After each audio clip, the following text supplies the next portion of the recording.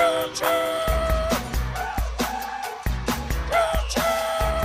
it in Hartford. Ernie Duncan takes it again. That counts for three. And Ernie Duncan for three. Ernie Duncan for three. For three. For three. Three. Nichols takes it and drills it. David Nichols rattles it home. Vassell dumps it off. Man lost it. Reaching. Didn't lose that one. Hammers it home. An emphatic two to give Florida State the lead again. Ahead. Quick hammer, Kevin Galley. Man. He finishes with a left, and it's the largest lead for Florida State with an 8-point edge on Vermont. Kevin Galley.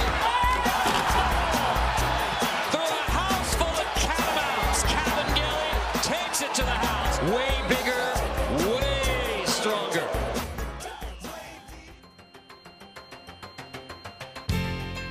The Murray State Racers, led by John Moran, against the Florida State Seminoles. Moran pushes ahead by Buchanan in transition. 2 trips. It's a triple for John. Again.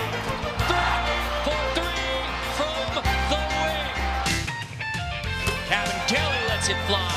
And it's a 3 to bring the Seminoles back within 4. John pulls the string, throws it away. Upset, hustling back on deep. Man attacks, and finger rolls it in. And now a trailing Gray steps into a wide open 3.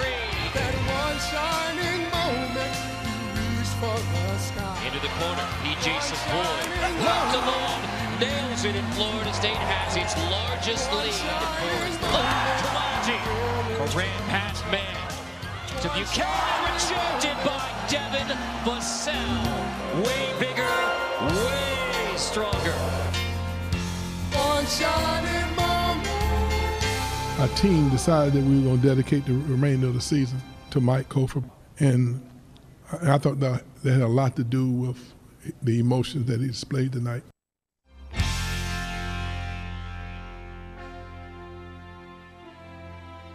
Nothing stops this train. Nothing.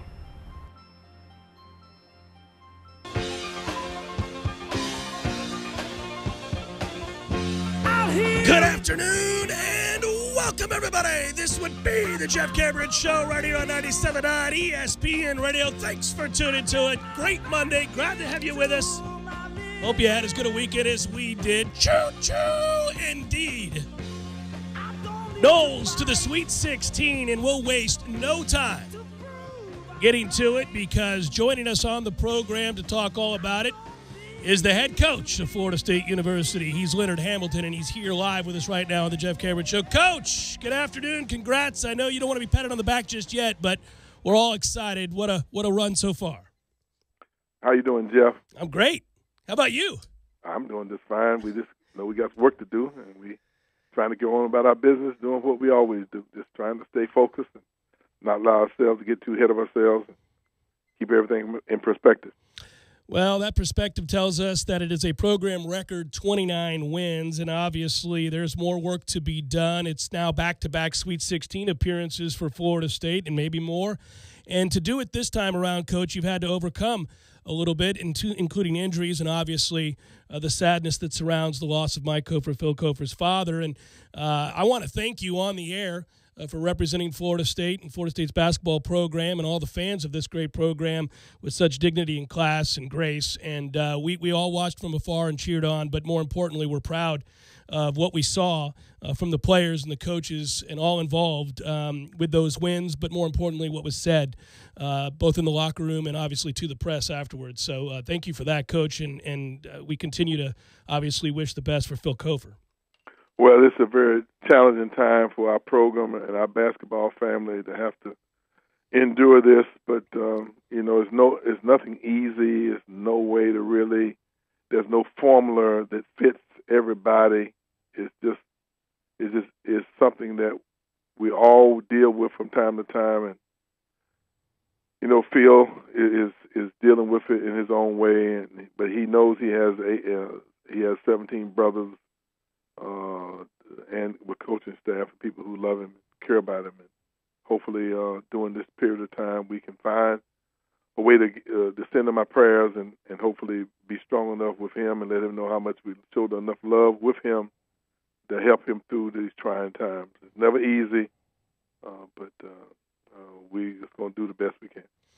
Obviously, Coach, it's hard to transition from that kind of a conversation to one that deals strictly with basketball, but I'll ask you a little bit about the basketball because obviously you have to be tremendously impressed and proud of the way your team dispatched of John Morant. And obviously you look at that team and you think about Murray State and all that they had accomplished and really to hold them to really their second worst effort in 2 years from twos. You held him to 4 assists. I know he's a scorer, but you really shut down the added bonus that he provides his team with all the assists and getting others involved. We dominated the paint. You've won 2 different games in 2 different ways and adjusted on the fly. Talk a little bit about what was accomplished with the win over both Vermont and Murray State. Well, in the first place, we have a tremendous staff with Coach Jones and Coach Gates and Coach Young. Sometimes that goes unnoticed that the head basketball coach gets all the recognition, but in reality, I've surrounded myself with high-quality people who I give them the same freedom that I had as an assistant coach, and these guys have input, and different coach will have a different assignment for each game, and I love the staff that we have. The players respond appropriately with them, and those relationships are established over a long period of time, and our guys know that, feel confident that they're prepared. They feel confident that they're going into each game with a full understanding of what our game plan should be in order for us to be successful. And a lot of credit goes to our staff with how this team has responded this year during some very tough times. Coach, I have to ask you about the health of your team as we get set to head out to Anaheim. I guess I'll start with Nichols and ask if he's going to be able to give it a go as we start this game against Gonzaga. Well, Nichols was a game-time decision. We thought he was going to be able to play, but he was a little too sore for us to even chance it. And we're hopeful that we're going to have him available for the game. It remains to be seen. I haven't seen him today, but I know he's been with the trainers getting good treatment, and hopefully he'll be available for Thursday. But we will not have Phil Kofer available for us for this Thursday, and we have to see where we go from there. I doubt very seriously if we'll have him on this trip at all. So in order for Phil to get back with us and be able to be a part of the team, I'm sure we're going to have to get to the Final Four, and hopefully that will motivate our team to do something special. You've always obviously been able to pride yourself and the team on how much depth you're able to roll out there any given game and wear folks out, and you stick to that plan no matter what. It's unique in some ways to Florida State just how deep we go. But talk a little bit about Raekwon Gray, who was asked to do much, much more than he's been asked to do all season long and came through in flying colors. Well, not only did we not have did Raekwon step up and play good for us. I thought Anthony Polite did a great good job for us. I thought that even though P.J. Savoy has been a little inconsistent, he came in and gave us good minutes. And I thought Devin Vassell came in and gave us good minutes. And as a result of us having 2 of our top 7 players not available, and then Terrence played the point guard when Trent was not on the floor, and that's something we had to do on the fly. But we made those adjustments, and it was a team locked in, being focused, and that made a huge difference in our ability to come away with a much-needed victory. That experience, but also the experience, Coach, of playing so many good teams this year. You look at this team now. You'll now have played, when you play Gonzaga, 4 number 1 seeds, the 4 1 seeds. You've defeated 6 conference champs. When we look around at who's left and everybody's talking about the teams, I'm thinking, yep, Florida State beat Purdue. Yep, Florida State beat LSU. Yep, Florida State beat Virginia. Yep, and go on down the list. Obviously, Gonzaga is a different animal. We faced them a year ago, but they're a different team this time around. I guess talk about the next opponent in Gonzaga and your thoughts on that game. Well, Gonzaga they are strong. They have the complete team. Last year they they had one of the better players, Tillis, that was injured and didn't play in our game. I thought that affected them in a lot of ways because he's an excellent player. He's back now, and he could be the most talented player on their team. He's played now, I think, in 16 games. Now, secondly, they were number 1 seed, and anytime you are successful against a team that's as prideful as they are, a team that has been as successful, they have been the best team on the West Coast for a number of years, the number 1 program on the West Coast. they have a tremendous amount of pride. We know that we're going to get their best shot. Most teams that have developed that type of distinction don't like to go to the NCAA tournament and be upset, even though they call it an upset, and I guess you can categorize it as such. They will be coming back now with a clear understanding of who we are and how important the game is to them to move on to the Elite Eight. So we know we're going to get their best shot. And so that's kind of part of what we're preparing for. Hey, Coach, I know you're getting ready to fly out tomorrow morning bright and early, so I'll let you get moving with all the other things you have to do. I appreciate you making time for us as you're running around. Congrats on the success so far. We'll talk to you again down the line. Best of luck out in Anaheim. Thank you. All right. That's Leonard Hamilton, head coach, Florida State, and he's running crazy, but he knew that we had a few minutes here at the opener of the show, and he was kind enough to hop in and give us his assessment there. Yeah, listen, at this point, I don't know where your head's at. I'm talking to fellow Noles there and people who certainly appreciate this program and what's been accomplished. But to me, and you say, why not us? And I agree with that, that you feel a little bit like, all right, it's again gravy. Now you're in back-to-back situations where not only do you make the tournament, but now you're a Sweet 16 team for the second consecutive year. You set a program record for wins. You've had so many highlights, so many moments. When I talk about setting course and changing the way that Florida State basketball is perceived, both nationally, but moreover by recruits and those that you bring in to make all of this possible, but moreover to sustain it. And I think that Florida State has done a great job in taking that leap forward now with back-to-back years of being a team of significance, as Ham used to talk about those that make the tournament are.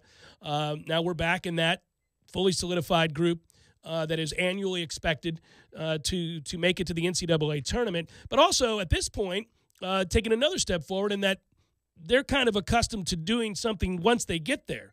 And so now it's not baby steps any longer.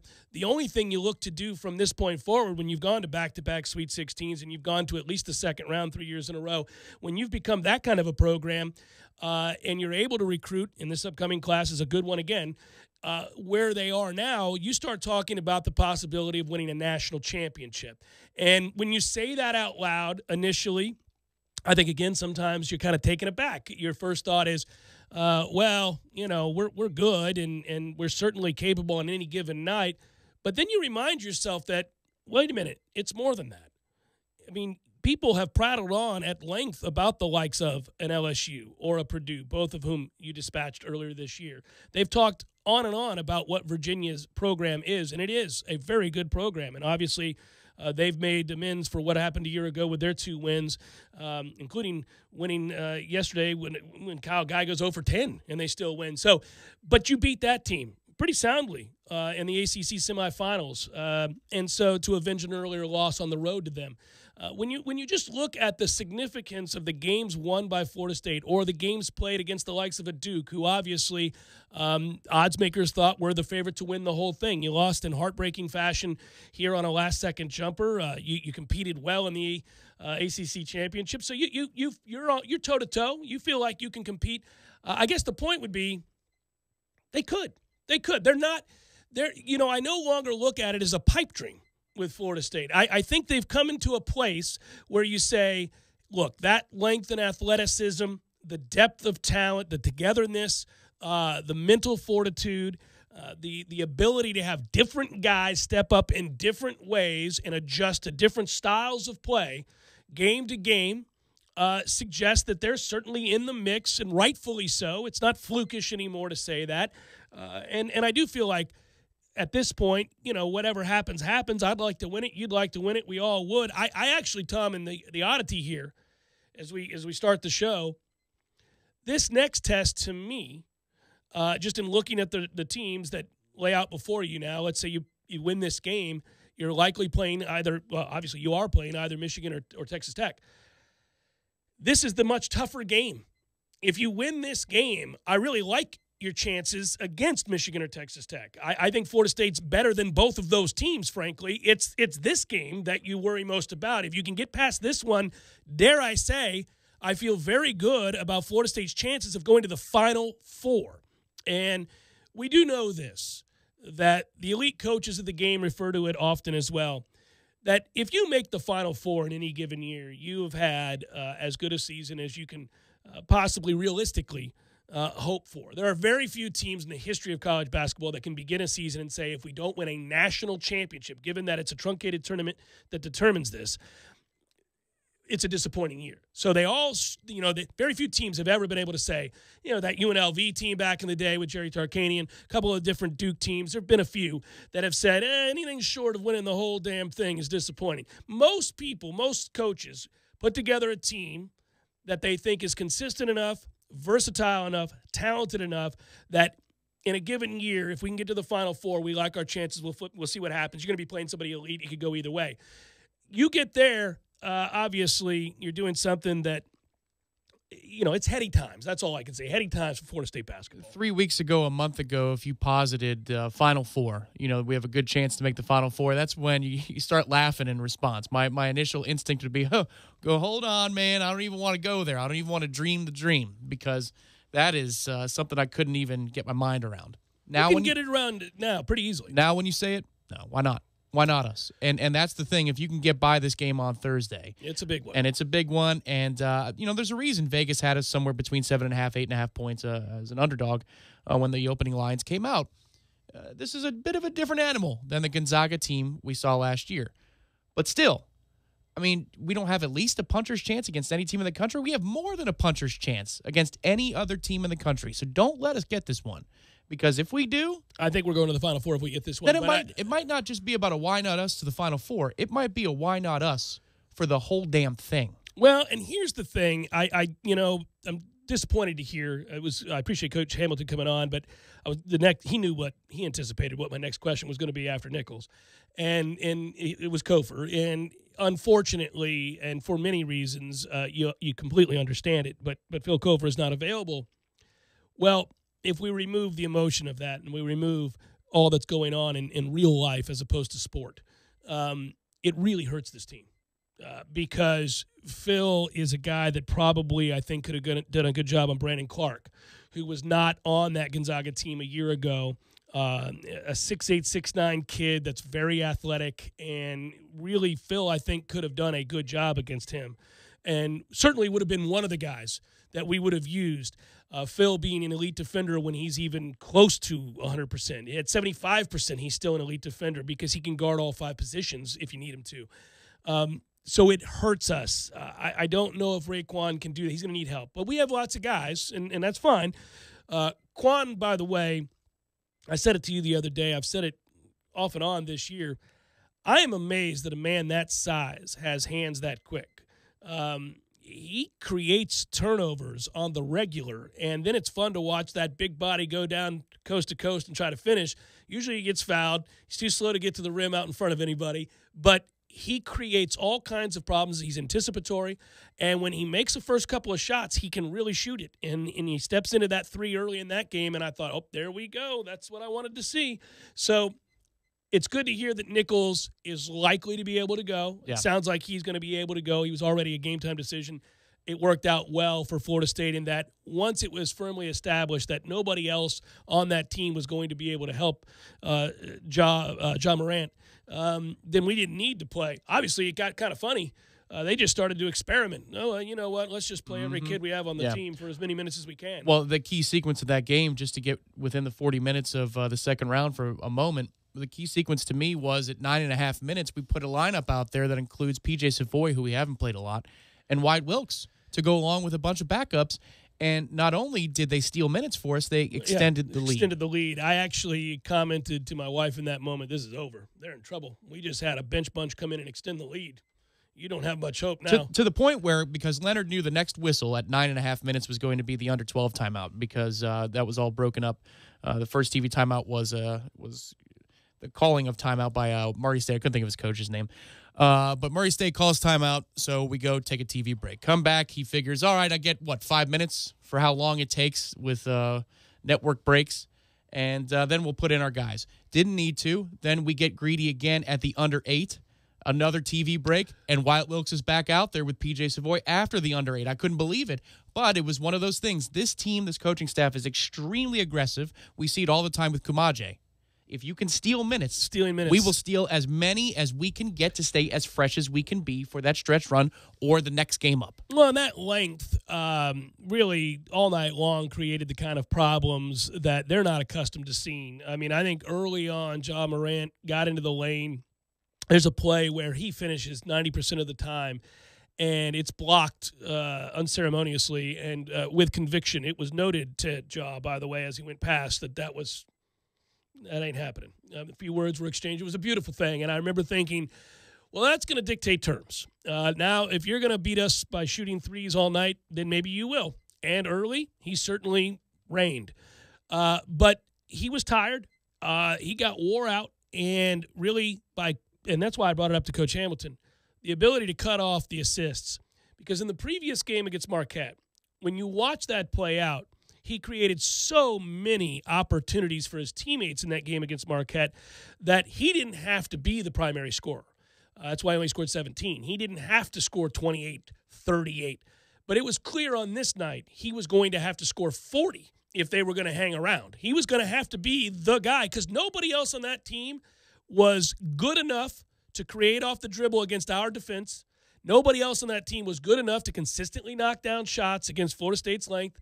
So it became, I think, an overwhelming burden. You could see it on Ja's face as we got later into the half, and things were so difficult. I mean, he's scoring, but everything is so difficult. And I think he knows at that point they've got no answer for us defensively on their own end. They have none. We got any shot we wanted when we wanted. It almost became comical. So he knows they can't get stops, and he also knows the only way they're going to be in the game is if he drops 50. Well, the burden of that was readily apparent. By the time we get early into the second half, that game's not only over, you're just predicting whether or not Florida State's going to win by 40 or 50. I mean, it got silly. Well, yes, and we didn't need 8 of 11 threes. We could have gone to the basket anytime we wanted. We just happened to be hitting threes, and we were wide open and cashing in. This is a huge game for Raekwon Gray. I understand that Murray State is a mid-major, but for Raekwon to hit some big shots when we were down and when we were building the lead, You're turning to different players at times of need. Now, Kabengele gets us going with a 3 early on when we're a little bit overwhelmed, and Ja's hitting ridiculous shots from 30-plus feet away. But I always look to, in the moments of when you're building a lead or flipping the script, who are the guys that help you? And because of what it does down the line. Of course, because that's real game pressure. We all laugh in the second half, but in the first half, everybody was pretty serious for the first 10 minutes. And Terrence Mann got us buckets, Fiondu got us buckets, and then Raekwon Gray from the perimeter was hitting shots. And if Raekwon Gray and P.J. Savoy are going to give us anything from the outside with consistency against Gonzaga, our chances of winning go up significantly. It is remarkable. You just brought up, and I know we got to go to break, but we're all pumped in the first segment back in a while. And you think about Kabengele, who is a guy that right now in the tournament, 2 games, 43 points, 17 rebounds, 4 blocks, and he comes off the bench. He hasn't played a ton of minutes. He scores, 21 and 22 minutes? I mean, he's at a silly force of nature, obviously showcased now nationally for people to continue to talk about. And we're going to need him to play like the star that he is, as subtle of a superstar as he is in the sense of nationally people are just now kind of getting to know him. It scares you a little long term because this is the kind of coming out party for the nation to see that makes you wonder, how many NBA people are looking at that body type with that motor, with that skill set, with that desire, the physical tools, the ability, all that. He could launch himself into a place where suddenly you're sweating because, and again, that can't be our worry. Good for him if he does. I hope he does. It that also means means we're playing on games. Saturday. Yeah. It does. But that's the kind of player he's revealed himself to be on the biggest of stages. I think this is a game on Thursday where the minutes distribution may be a little bit more aggressive for Fiondu. I think he might be playing 30 to 35 minutes, just a guess. If he can stay out of foul trouble, you certainly go a long way in having this be a game that comes down to the waning moments in Florida State with an opportunity to win it and move on to the Elite Eight for the second consecutive year. Oh, by the way, one quick note here. I could not have known. I think it was evident for those that listened to the court report. I was happy to be wrong pretty early on. I thought it would be a real close game against Murray State because I had that much respect for Ja Morant. Not as much respect as the commentators who did our game. My God. My God. I got it. I know. Talking point, beat it to death. But, geez, Louise, guys, we're up 20. Enough about Ja Morant. But we're done with that crew, by the way. It's now, I believe it's Kevin Harlan on the call instead of Carter Blackburn. So I think we've stepped up a little bit. Yeah, but the one thing to note is that it made me, in some ways, and nobody wants to hear more about John Moran, and again, but made me respect him even more. Those deadbeats he played with, they won 28 games in the regular season. They were dominant in their conference, and it wasn't because of them. No. It's him and nobody else. Yeah. My God. Within 12, 13 minutes, you're seeing the deer in the headlights look from all of those players going, what is this? Who the hell are these guys? They're looking at John like, you got 80 in you tonight? Because we don't have a point. He might have needed 60. I really think so. He really might have needed it. It's the Jeff Cameron Show, 97.9 ESPN Radio.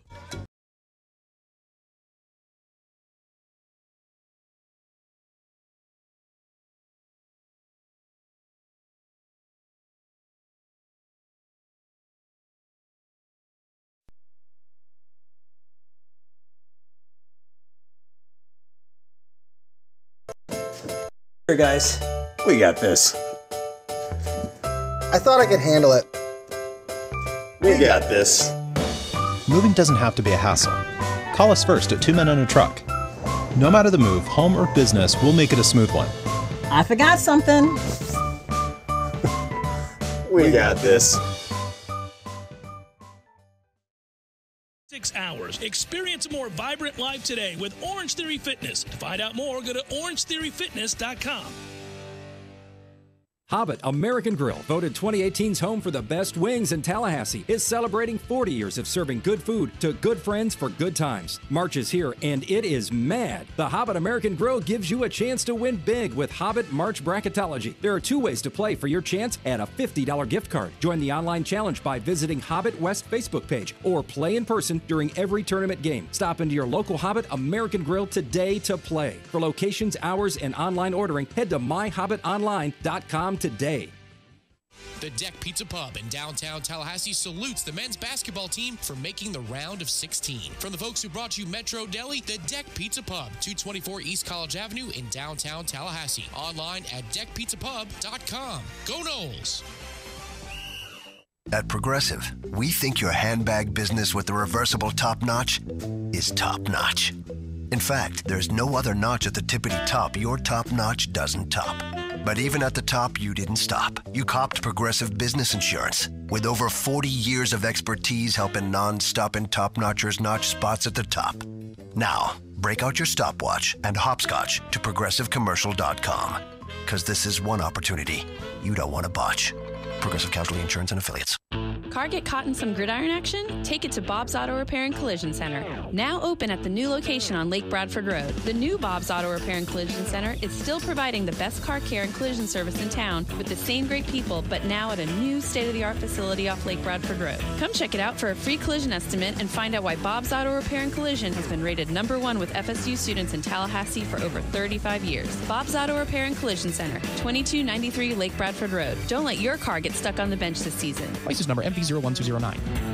Hi, Chris Kraft for Kraft Nissan. Kraft Nissan has $5,000 off all Altimas in stock with over 75 to choose from. Plus 0% for 36 months, 2.9% for 60 months, or 3.9% for 72 months. You get both $5,000 off and the special interest rate of your choice. Camry, Accord, Sonata, and Fusion, can't touch that. And at Kraft Nissan, you can lease the 2019 Altima for $339 a month total payment. That's $339 per month with no money down. Your payment includes tax. This is a true sign and drive. Leave your checkbook at home. All you need is your pen, and you drive home in a new 2019 Altima for $339. And we even make your first payment. Don't want to lease? Prices start at just $19,995, and you get 0% interest. It's Nissan's March corporate year-end at Kraft Nissan, and we're all about Altima. With $5,000 off all Altimas, and you get 0% interest. You get both. Kraft Nissan on Mahan Drive between Academy Sports and Costco. Prices include dealer preparation charge, $339 payment for 36 months through NMAC with approved credit. Hendrick.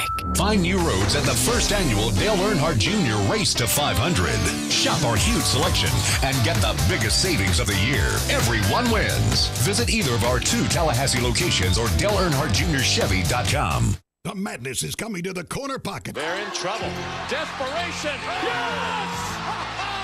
Choose the place with Tallahassee's best TVs, the Corner Pockets Vegas Wall, 8 50-inch crystal clear flat screens. You won't miss a second of the action. Corner Pockets, your headquarters for the most watched sporting event in America. For the win!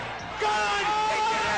A miracle! Delicious food, the best drink specials. Connect to their free Wi-Fi and keep up with your bracket. From the opening tip to the cutting of the nets, come see why Tallahassee loves the Corner Pocket. Oh my goodness! March Madness is here. Join Tallahassee's sports monster all NCAA tournament long, from the opening tip to the cutting down of the nets, as our partners at Westwood One bring you all the heart-pounding moments. Kevin Gilly is there again.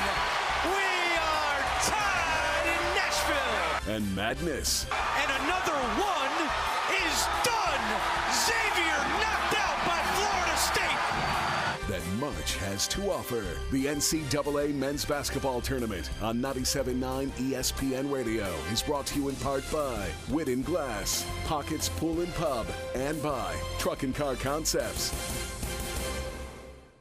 Man Cave Monday, brought to you by Tallahassee Dodge, Chrysler, Jeep, Ram, Fiat. Right on the corner and always right on the price. Check out the latest 2019 inventory at TallahasseeDCJ.com today.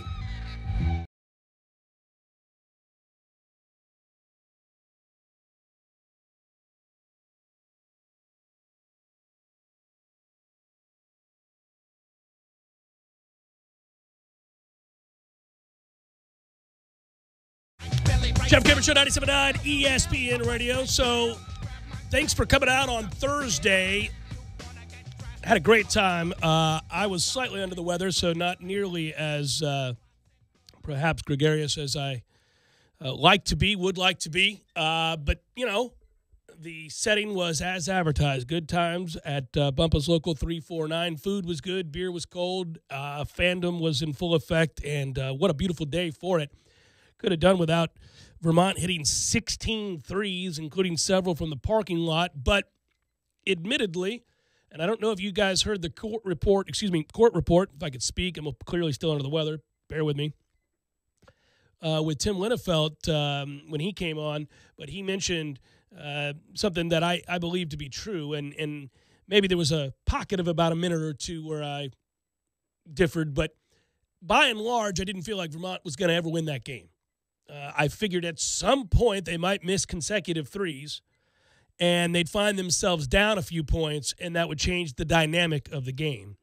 And that's true. That's what happened. They began to slow down. They had no answers around the rim, especially not for Terrence Mann. And what a tournament that young man has had so far. And obviously Fee became a man-child, as he sometimes does. In the montage that you heard there, as Tom put together, the emphatic dunk, which was the shedding of three individuals and a fourth who decided he wanted no part of it, and a thunderous hammer really was the cherry on top to, guys, that's enough. You've been pesky, and you know what? Doff of the cap to you. Now back into your hole and let us men play basketball. And that's what happened, and Florida State moved on. And you tip the cap to Vermont, who played hard and made a lot of shots. But in the end, Florida State too deep, too strong, too fast, too many players, too many talented young men, and you move on. I am never going to take for granted, just because I've talked about it over the years. When you root for a team, when you're passionate about a team, could be any team, could be your university, could be your professional team, could be your son's Little League team, whatever it might be. You really, really have to soak it all in when you win a game the way Florida State did in a meaningful situation against Murray State. Because that game is so lopsided that you're watching a game that has an awful lot on the line and fretting not at all at any point. Okay, maybe early when Morant's hitting everything under the sun. But the way the game was being played, I still thought, okay, well, maybe he'll score 40, but they've got nothing that they want in the paint. They're not getting any touches down low, and we'll be all right. We start hitting some shots, and then we hit threes, and the next thing you know, you really did see the writing on the wall that this could be a long night for that team. I think that's the other thing, is that they saw it too.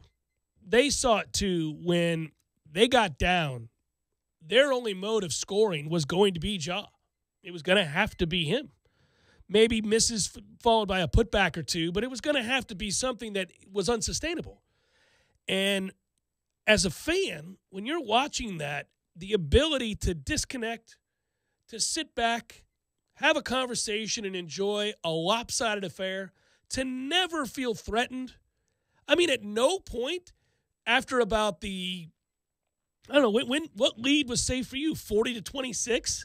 I think about 40-26 with 6 minutes to play in the half, 7 minutes to play in the half. You're like, it's pretty well over. This is I don't know what kind of adjustments they're going to make here. Yeah. I mean, what could they do? It was a high possession game. So I guess the only thing you might say is there are enough possessions in this game that they could get hot again and we could end up missing some shots and going cold and it could get interesting. But really, you were reaching to find a way that Murray State could get back in the game. Not with the way we were able to get to the basket on demand. I mean, it was so easy to do that it's hard to go without a basket, without a field goal, without some free throws if you can get to the basket as easy as we were able to. I mean, I know the threes are the story of the first half because we hit a ridiculous rate of threes. But truly, the most important thing to me at halftime when I was looking and projecting out what looked to be a second-round win was they've got nothing for us. If we want to drive, we can drive. And the other thing was I just couldn't believe that a team wanted to run up and down the court with us. I mean, now do you see why every team in the country wants to slow us down? Oh, sure. Well, yeah, and it was evident at the end of last year that you wouldn't want to run with us. And so the blueprint for stopping Florida State was to make us continually have to execute in the half court, which we've gotten a lot better at, especially when we're knocking down shots. Obviously, it's a make-or-miss league. But the funny thing is, we have hardly had the opportunity to get up and down the court. Duke is one of the lone exceptions, right, of who wanted to play with us. Maybe North Carolina on the road a little bit. We certainly could not get inside the arc on them. But you almost forget how good we are when we're allowed to open up. And that's why teams, they saw the film from last year, and they were so afraid of getting up and down the court with us that they wanted to slow the game down. The first thing I have in my head when I say that is a picture of Jim Larinaga. Remember when Miami is here early in the season and we're off to our slow start? And you could see it. The guys are ready to go in the half-court offense, and he was running off the sidelines and pumping his hands down saying, slow down. We do not want this. This is not the way we're going to win. And Murray State, to their credit, I guess, more guts than brains. They wanted to run with us, and they paid the price. I just don't think they had an answer. I mean, listen, I've got a lot of respect for that kid, and he played fairly well for a half, obviously, and then there was nothing for him after that. But I like the kid. You know, he clearly cared about his teammates, cared about, you know, whether or not they could move on. I mean, he was emotional. He really gave his all, obviously. So I got nothing bad to say about him.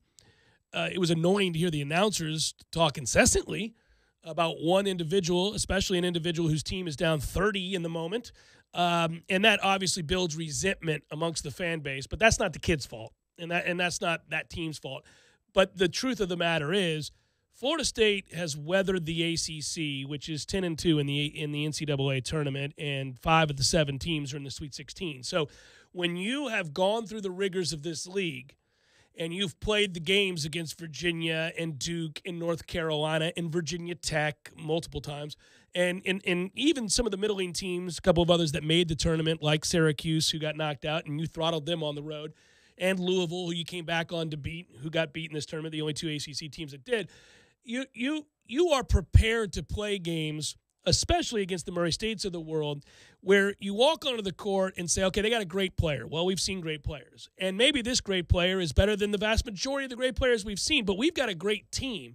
And teams in this league, especially ones that finish in the upper echelon of a deep league, are the things that are allowed to move forward because everybody's got a good player. Everybody at this point has a guy that is a player of significance. But do you have depth? Do you have length? Have you been through the wars? Have you played an elite schedule to know how to handle your emotions when it gets tight or somebody's on a run in a game that's a win or go home or has great significance? And Florida State certainly has a ton of guys that have done it, not just this year, but all of last year too. So you see the composure in this group every time there's a situation. If we're down 7 or down 9, and we've been down by both those numbers in this tournament so far, you haven't felt like, were on the cusp of being run out the building. There's been no moment like that. There's been no worry that it was going to be something you couldn't overcome. Now, again, I've got a lot of respect for this Gonzaga team. It is a different team than the one we vanquished a year ago. You don't want to get down to this team and have to do the same. But Murray State, frankly, Vermont, those teams, you kind of, look, they just weren't in the same league.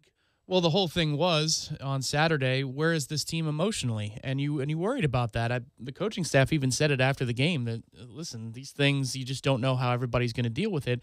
And I don't mean this word in the bad sense. I just mean it in the literal sense that there's a burden that we had to bear over this weekend. I mean, up to the national anthem. You see the photo that Ira Schoffel tweeted out of Terrence Mann consoling Phil Kofer as he's getting emotional during the national anthem? I mean, it was ever present. And so it's hard to know how much emotional energy we have left in the tank for a game that is so very emotional on a stage that's the most emotional at the collegiate level. I mean, a lot of this is about the runs, and it's about looking to the crowd and feeding off of it and the adrenaline. Underdogs coming for, the title, and then the favorites having to hold that off.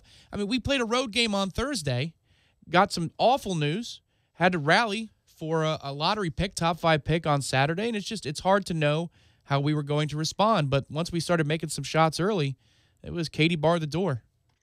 Yeah, this game Thursday night, and what an interesting Thursday it's going to be. In fact, let me reset. We'll pause here for a second, come back, and we'll lay it out there for you. We have got a busy week. I know you all do. Everybody gets back from spring break, and you're trying to catch up, and everybody's scrambling a little bit, especially if you got kids. I got it.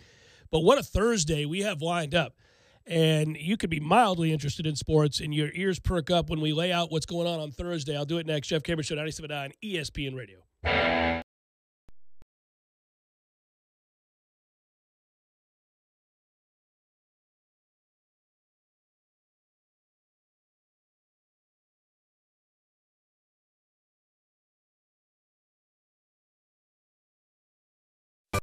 Sorry, boys, I did not.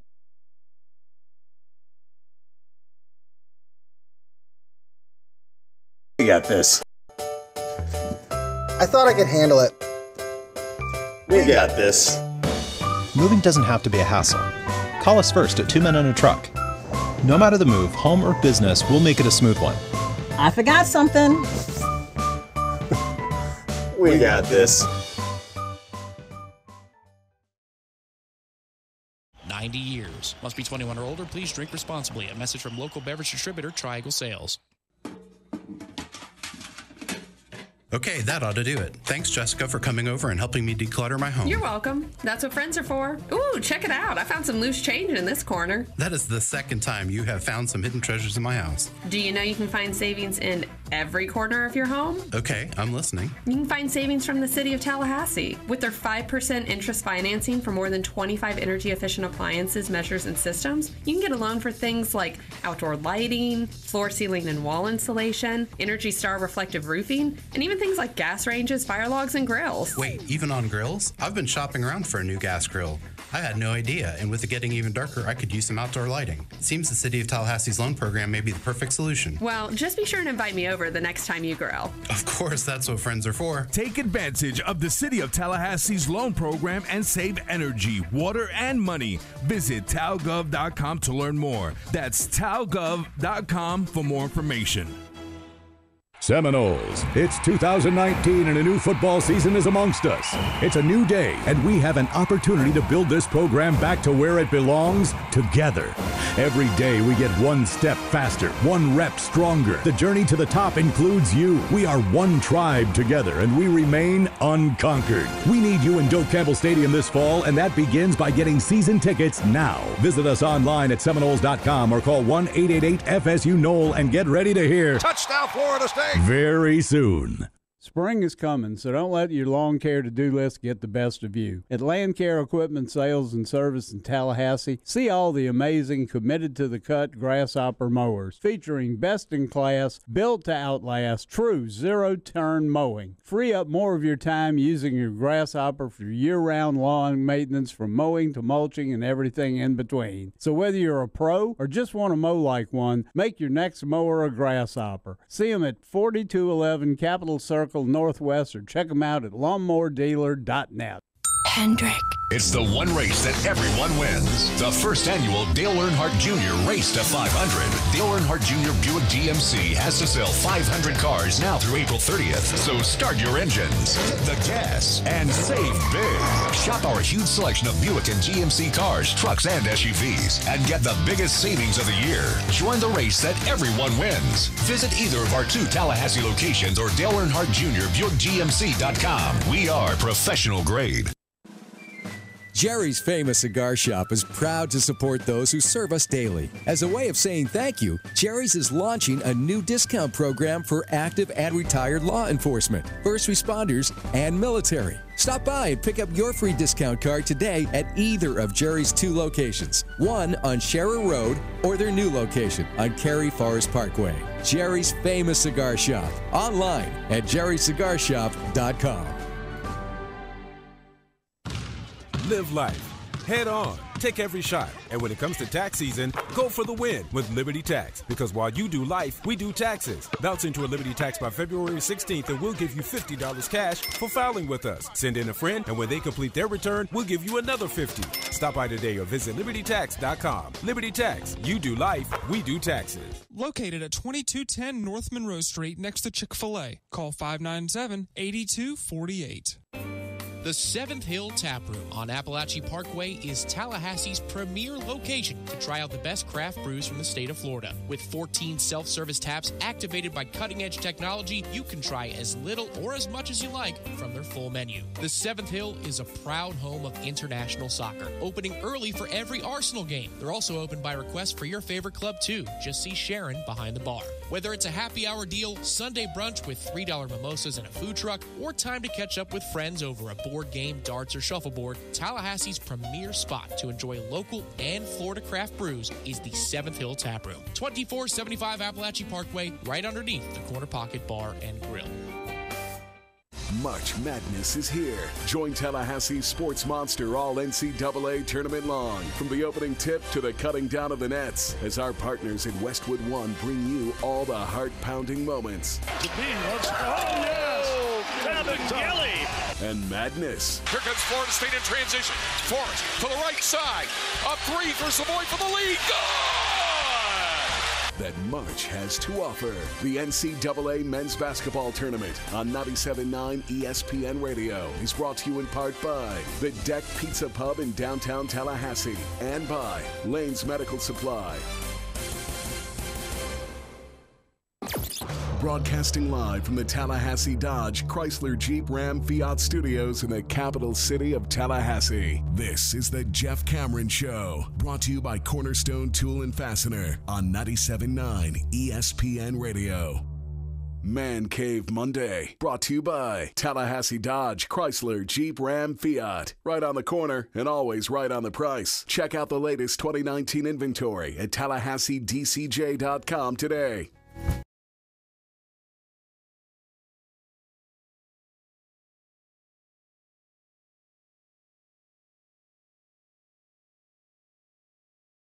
Great Don Colvin, and I'd like to dedicate it to the one and only Bobby Womack. Join the FSU Autism Institute on Sunday, April the 7th from 1 p.m. to 4:30 p.m. for their 3rd annual Kicking It for Autism Soccer Clinic in partnership with the FSU soccer team and coaches. It's an event for all ages and abilities. Net proceeds from this event will benefit the FSU Autism Institute. For more information, please visit fsucard.com. Quickly, because we have a segment, and then we'll be sliding on into our interview that we do on Mondays with Ira Schoffel of WarChant.com, who, of course, was up in Hartford covering the team and was not only ringside for the wins, but in the locker room for, pretty emotional set of circumstances. So his article was outstanding, if you haven't read it yet, on WarChant.com, and documenting what occurred up in Hartford, both on and off the court. So I think you would enjoy that read. But I was teasing this before the last break, and that was what a Thursday we have lined up. You want to talk about an all-day sports celebration? Well, here you go. We'll be at Corner Pocket Bar and Grill. That's 2475 Appalachia Parkway, right there next to Earth Fair. And we'll have a Tallahassee Game Day broadcast for you live from the corner pocket. So if you want to play hooky or perhaps a half day, if you will, given all that's going on, then get out of work at lunchtime and say, I'll see you on Friday. Because at 1 o'clock we'll be broadcasting live from the Corner Pocket Bar and Grill. And that's to celebrate a few things. First of all, opening day, baseball. And then also, of course, that's the night Florida State plays. So there's kind of a crossover effect going on here. We'll throw it after we get off the air at 3 o'clock and sit back with all of you to watch the baseball. We'll throw it immediately to the Braves opening day game, and that is, of course, back for another season. We have the Braves for you, and they're really good. Expectations are really high. We have the opening day game for you beginning at 3 o'clock, and the Corner Pocket will be serving $2 draft beers, $2 hot dogs, $2 apple pie during the baseball, and then the NCAA tournament coverage begins at 7 o'clock, FSU Gonzaga.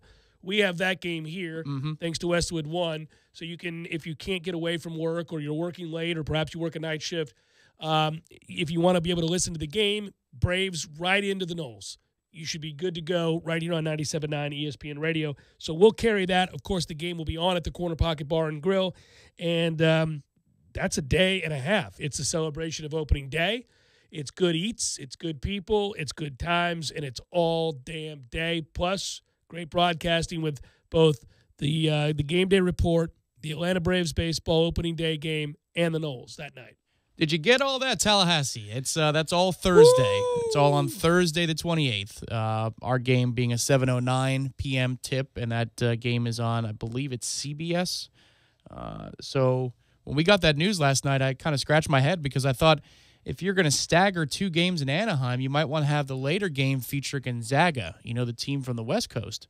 Not the later game feature Michigan and Texas Tech, two teams from the Central time zone. But hey, okay, we'll go first. That's fine. Less butterflies. Less time for butterflies on a Thursday. And if you have a $2 beer or two with a hot dog, maybe the butterflies go away too. Yeah, no, I'm really looking forward to Thursday. I'm looking forward to the week that is as we get started now. I mean, it's a lot to take in. It's odd, but, of course, a couple weeks away from Florida State's spring game, and frankly, it's not on the radar right now with all that's going on. And there's nothing wrong with that. I think it probably is good that it's on the back burner for now. I bet Coach Willie Taggart feels that way too. Now, the boosters and those in the ticket sales office probably don't agree with me much, but I would think that what's on the mind of many right now has nothing to do with football. Florida State takes a series over the weekend against Notre Dame. Pitchers combined for a one-hitter yesterday. That's nice to see. Get a road series victory in the ACC. All right, so we all take a deep breath, and Knowles win 2 out of 3 there, splitting a doubleheader the day before. Then you have, of course, this basketball team, which is first and foremost in everybody's mind. Also, congratulations to the ladies. Had a real good season. Obviously, they were in transition, if you will, but they lose in the second round of the tournament to South Carolina. But they were game, 72-64, and there's nothing to be ashamed of. Another great season there for the ladies, finishing up their season 24-9 and 10-6 in the ACC. They were fantastic on the offensive glass yesterday. Out-rebounded South Carolina by a huge margin, 50-33 overall. Just a couple of putbacks. But they're young. That experience is going to help them grow, and we'll see what kind of contenders they become next year. Should be exciting. Yeah, so they lost a lot, but there they were and competing at a high level. All right, Ira Schoffel, WarChant.com, next.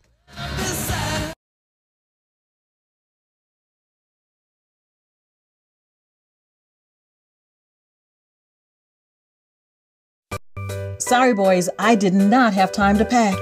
We got this. It's right here, guys. We got this.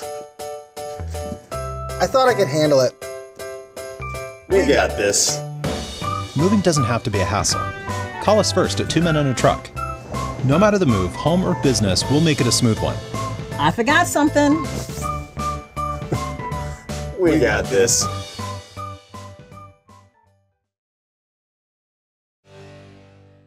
Hi, this is David at Deep South Kawasaki. Tax time is here, and Deep South Kawasaki wants to pay your tax. Yes, that's right. Choose any new 2019 Kawasaki Brute Force ATV or any new motorcycle in stock, and Deep South Kawasaki will pay the tax. Offer ends March 31st, 2019, so don't miss out. Get a new Kawasaki today, and we'll pay the tax. Deep South Kawasaki, located on US 19 South in Thomasville. Read your owner's manuals and all product warnings. Kawasaki ATVs with engines of 90 cc's and above are recommended for use by persons 16 years or older. Kawasaki also recommends that all ATV riders take a training course.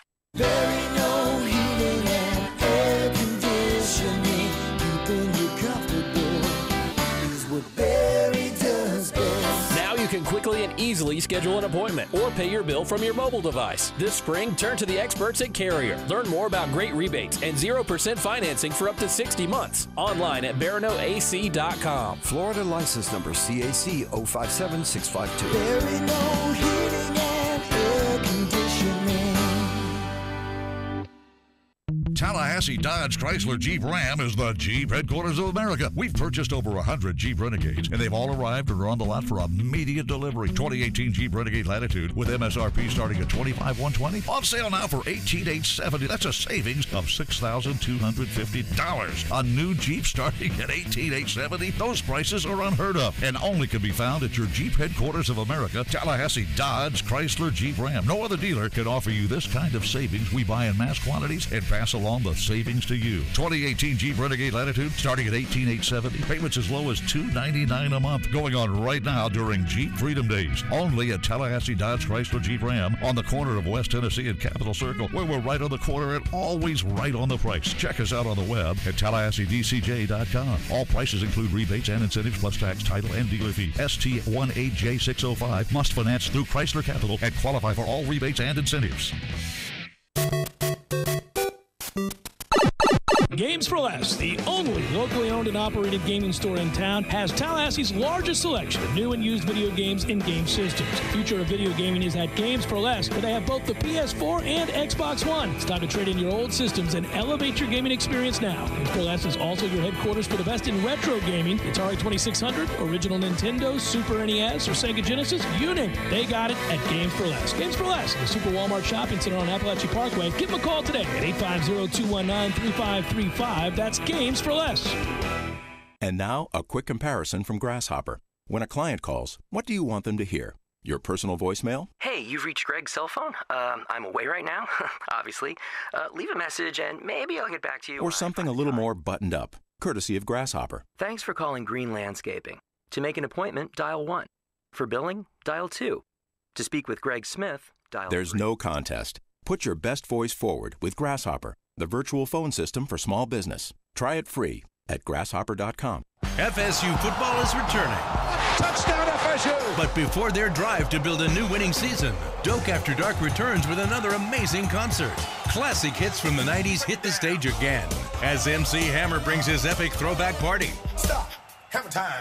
Also featuring Tone Loc and Color Me Bad, the biggest hits of a generation. See the concert after the FSU spring game Saturday, April 6th. Hammer's House Party Live. Get your tickets now at Seminoles.com. Driving every day from the Tallahassee Dodge Chrysler Jeep Ram Fiat Studios. This is 97.9 ESPN Radio, WTSM, Woodville, Thomasville, Tallahassee. ESPN Radio Sports Center. I'm Christine Lisi. This is what you need to know. Patriots tight end Rob Gronkowski has announced his retirement from the NFL, but his agent told ESPN today he wouldn't be surprised if he had a change of heart down the road. On Get Up, Drew Rosenhaus, citing the fact that Gronk is just 29 years old, said it wouldn't shock him if he reconsidered and decided he wants to play football again at some point. Rosenhaus did add that it was him talking, not Gronkowski. Patriots now have a need at tight end. ESPN's Adam Schefter explains how they'll look to fill it. New England did not go out and add a wide receiver or tight end of note in free agency to go replace a guy like Rob Gronkowski. Not an easy thing to do anyway, but now the Patriots have to look ahead to the draft next month when they are scheduled to have 12 picks. Our Adam Schefter. The Celtics have 8 games left in the NBA's regular season, continue to be plagued by inconsistency, have lost 4 straight, are 2 back of the Pacers for 4th in the East and home court advantage in the first round of the playoffs. But Boston players insist they're not worried. They are confident that when the playoffs begin, they'll be just fine. Trailblazers can clinch a spot tonight in the playoffs with a win against the Nets. Baseball, Angels outfielder Justin Upton day-to-day with a sprained big left toe. Soccer, in an interview published today, Neymar's father said the Brazilian striker is already looking to extend his contract with PSG and that there's a very big likelihood his son will stay with the French club after his current contract ends. The 27-year-old is in the second year of a 5-year deal. Neymar is currently sidelined as he recovers from a foot injury. He is expected to return at some point next month.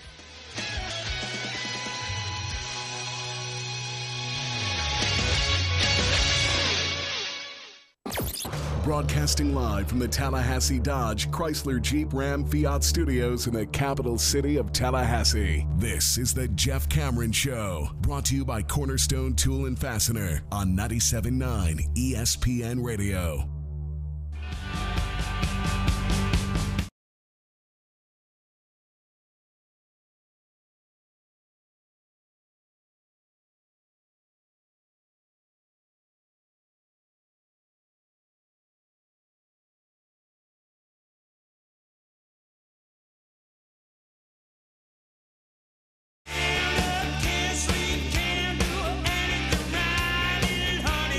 Hour number 2, Jeff Cameron Show, 97.9 ESPN Radio. Good day to you, sir and ma'am. It is a glorious start to the week as a little pep in the step. Florida State on to the Sweet 16 game Thursday night.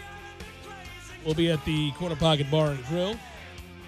All-day affair as there's a lot going on there. I'll recap that. Mentioned it in the first hour. Speaking of the first hour, if you missed it, of course, all 3 hours get posted upon the conclusion of the show. The very first segment of this afternoon show included a drop-in with Leonard Hamilton as he joined us in the very first segment after our montage. And he got to hear a little bit of that, didn't he? I think he did. I think he was in awe of it when he said hello. Well, I think he's subdued and I am not. And so, yeah. Well, he definitely heard the choo-choo. He's probably like, oh, okay. It's a stark contrast. But it was nice of him to join us. He's a busy man, obviously, as they're getting set to fly out in the morning to Anaheim. And speaking of nice enough to join us, Ira Schoffel, as I like to say, warchant.com, joins us now. Hello, sir. Hey, Jeff. How you doing? I've got a miserable cold, Ira, if you must know. Yeah. Sorry to hear that, buddy. Yeah, man. It's been... I don't know, 4 days, 5 days. The Knowles cheered me up, but, man, most of that was spent lying on the couch wishing to get better. But you know what? It's all right. I'm in good spirits now. I think I've turned the corner. Good. Well, you going to Anaheim? Yeah, I'm going to leave tomorrow afternoon, yep. My guess was there was no way in hell Corey Clark would get on a plane. We talked about it, but he's got a couple of reasons he can't. But he thought about it. But no, I'm going to make the trip, and I'm excited about it because this has been a fun team to cover, and it's been a kind of a wild ride. But I think everybody's.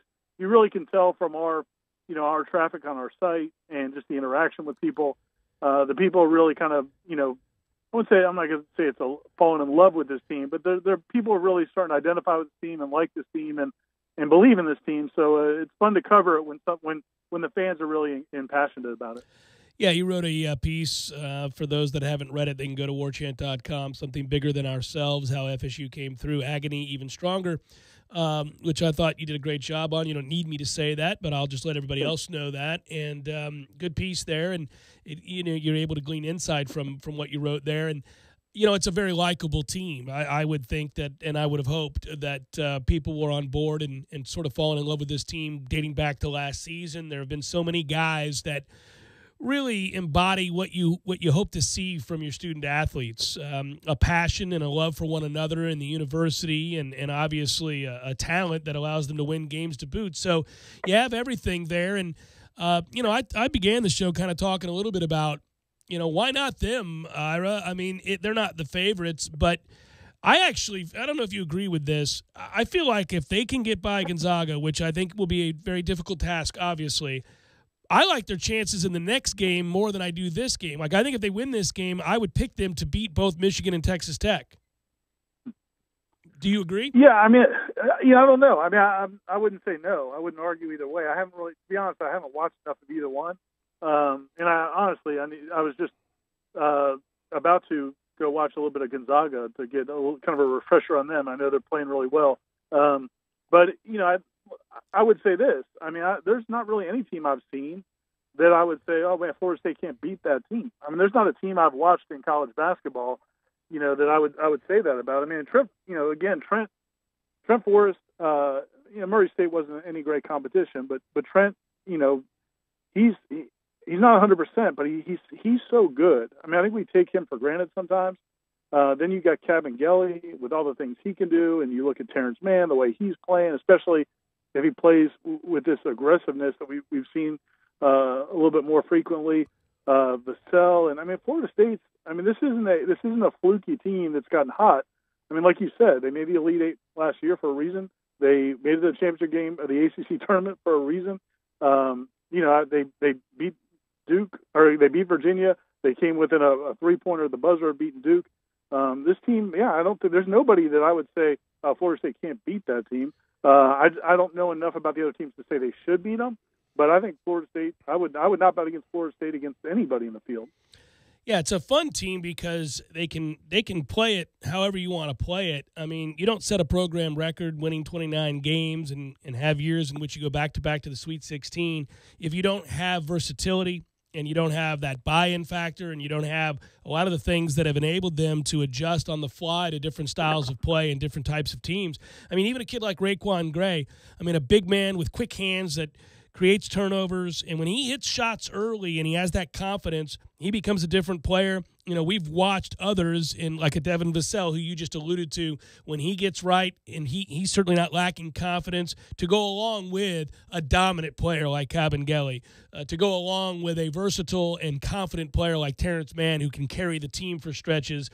They have lots of ways to beat you. I really, for so many reasons, wish that Phil Kofer could be a part of this, obviously because the young man has dedicated his college career to these his fellow teammates in this university, and then also the tragedy that we've talked about. But he's a kid that would also really, on the basketball court, be of great help in this matchup against a Gonzaga team that does have some height. And that'll be an interesting challenge for Florida State, because this Gonzaga team is not the team that they beat a year ago. Two different guys playing on this team that weren't on that team that contribute big time to Gonzaga's efforts. So it should be a great game. Yeah, no, I agree with you. And, I would say this, though, when you look at what some teams have done against other teams, and then when they go up against Florida State, we also have to appreciate that Florida State's very good defensively. And, the guy had 36 last time out for Gonzaga. Florida State's obviously going to defend him differently and much better than he was defended by Baylor. And same thing with, John Morant. I mean, he had 28 points. But it wasn't, he wasn't able to get anybody else involved. He wasn't able to do the things he likes to do, getting to the basket, getting to the paint, because of what Florida State does defensively. Now, if you'd seen him the 2 nights earlier, you would have thought, oh, my gosh, this is Allen Iverson at 6'3". There's nothing we can do with him. So I think Florida State's defense will, give Gonzaga trouble, just like I'm sure Gonzaga will give Florida State some trouble with their size around the basket. So I think it's going to be a great game. You're right. Phil Kofer's a big deal. I mean, not just, because he's a guy that can shoot threes, but he also does have that length as a defensive player. He's, you take him out of the lineup, and Florida State's not necessarily that big, long, athletic team that, you think about. That's a big loss, especially, you're not going to have Kumaji and Cabangeli on the floor together, but you might have had Cabangeli and Kofer on the floor together. Yes. You certainly had Kamaji and Kofer together at the start of the game. So it changes FSU some. But like you said, Raekwon Gray has really come on. I mean, he's a different kind of player, but he can shoot the three. I love it when he, you could tell early in that game when he was stepping into his threes and really shooting with confidence, that's what you want to see. He's not a guy that you want to see catch it and then think about passing and thinking about dribbling and then shooting. That's not his thing. But when those guys, play to their roles, like P.J. Savoy and Raekwon, and, they've got a lot of guys that can beat you in different ways. Have you ever, well, I want to ask you 2 questions. First, I'll ask you, let's go to this one. I guess, have you ever covered an event like this past weekend with the unique highs and lows on the court and behind the scenes? No, certainly in a short amount of time, not even close.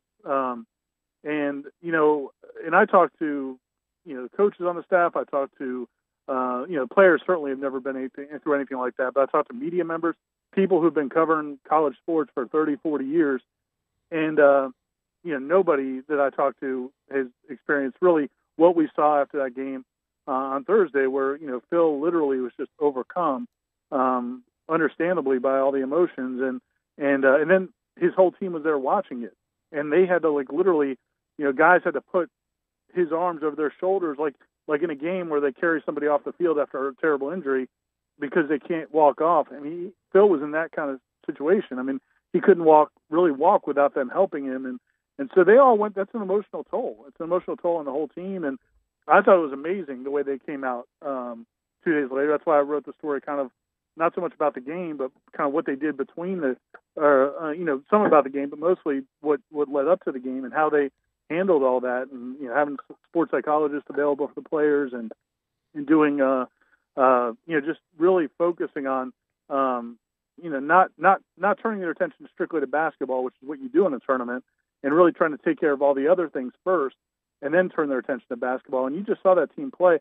I probably watched every game they played this year, not all of them in person, and I can't remember them play with that kind of focus. And I use the word several times in interviews, and then also in the story, just a ferocity. I mean, they were so focused and dialed in and motivated, and I think a lot of it was because of what they went through, and kind of it galvanized them. Now, I don't know, does that carry over 5 days later? I don't know, but that was a pretty magical 40 minutes of basketball, considering what they had just gone through.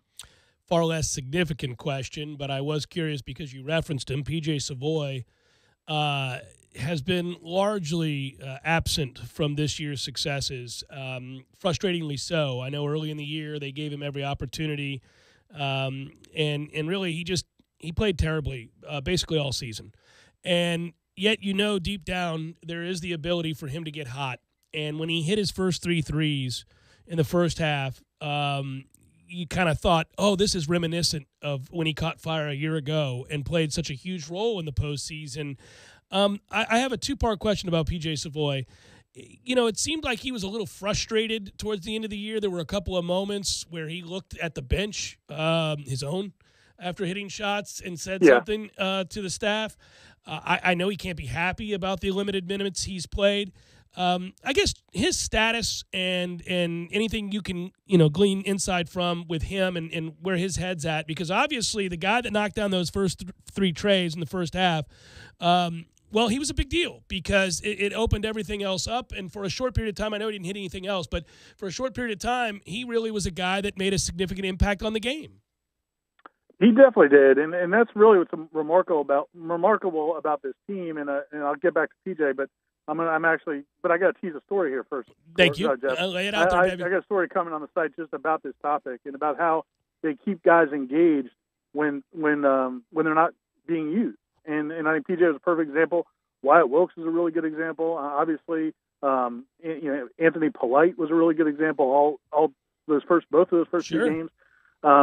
It's not normal. 90% of the time in sports, 95% of the team, especially at this level, if you've got guys that were recruited by a lot of schools and they come in, they've had success, and then they don't play a lot or don't play as much as they think they should, it's hard to keep those guys focused and motivated and engaged.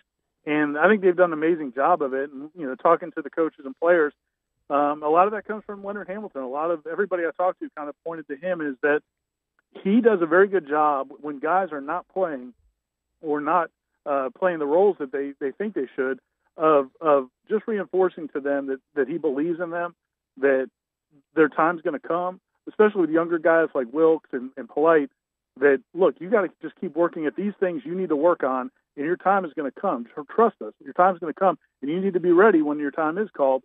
And, Savoy's a little different situation. He's a much older guy.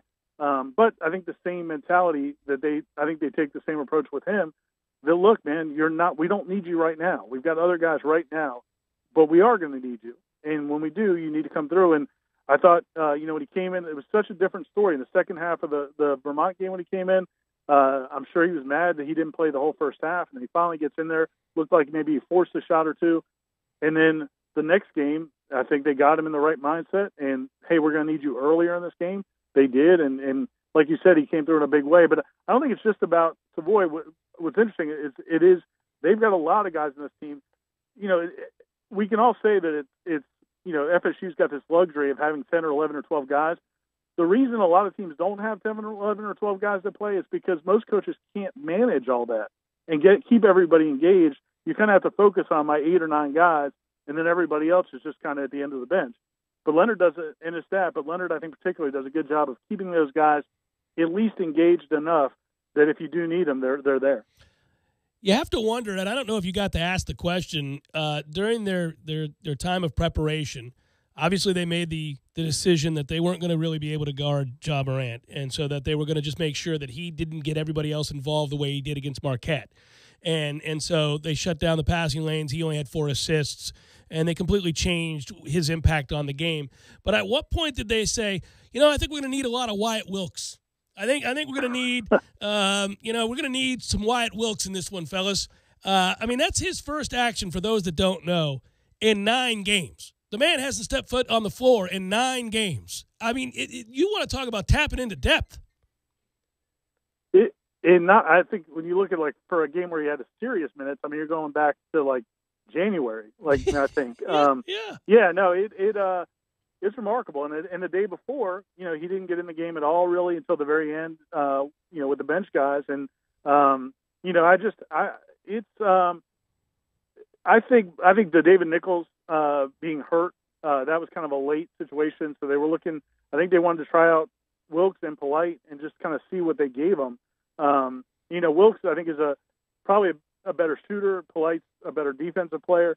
But I think that they really felt like Murray State was going to wear down, and I think they just wanted to kind of throw bodies at them. They went with that group of 5. I think probably midway through the first half, where it was crazy. It was 5 players you never would have expected to see in an NCAA tournament game, but they took the lead from, I think, 8 or 9 to 12. Yeah, they extended it. They were stealing minutes. They were just stealing minutes. And I was laughing because I thought to myself, I don't know if anybody on Murray State's side realizes this, but they are being blatantly disrespected in a game to go to the Sweet 16. Yeah, that was the thing. It was basically a minute before a media timeout. Then they got the media timeout. And they ran him back out there. Yeah. And they put him back in. I know. I chuckled. I was at home going, Jesus, they think nothing of you guys. And I'm not trying to diss our guys. It's just kind of hey, here's a little Anthony Polite, Wyatt Wilkes action for you. Get you some of this. Well, and at that point, you knew the game was over. You knew if they couldn't make a run against those guys.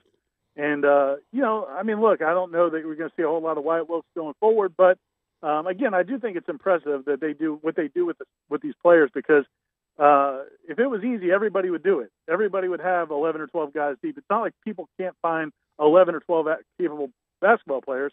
It's just, how do you manage them all? And they've done amazing and get them all to buy in, and they've done an amazing job of that. You know what I like, and I'll let you go. I like the fact that when we had Leonard on in the first segment, and you can tell he doesn't have time for pats on the back right now. He meant what he said last year when they came up just short with an opportunity to go to the Final Four. A lot of coaches will say things like, oh, we still have unfinished business. But in reality, they're really pleased with the season they had. They're really happy that they had gotten to that point and that they probably got the most out of their team. I don't think he feels that way at all. I think he legitimately is like, look, that's great. Yeah, and I'm happy you're happy, and I got to do some of these media hits. But the reality is, I think we can win it all. I think he believes that, right?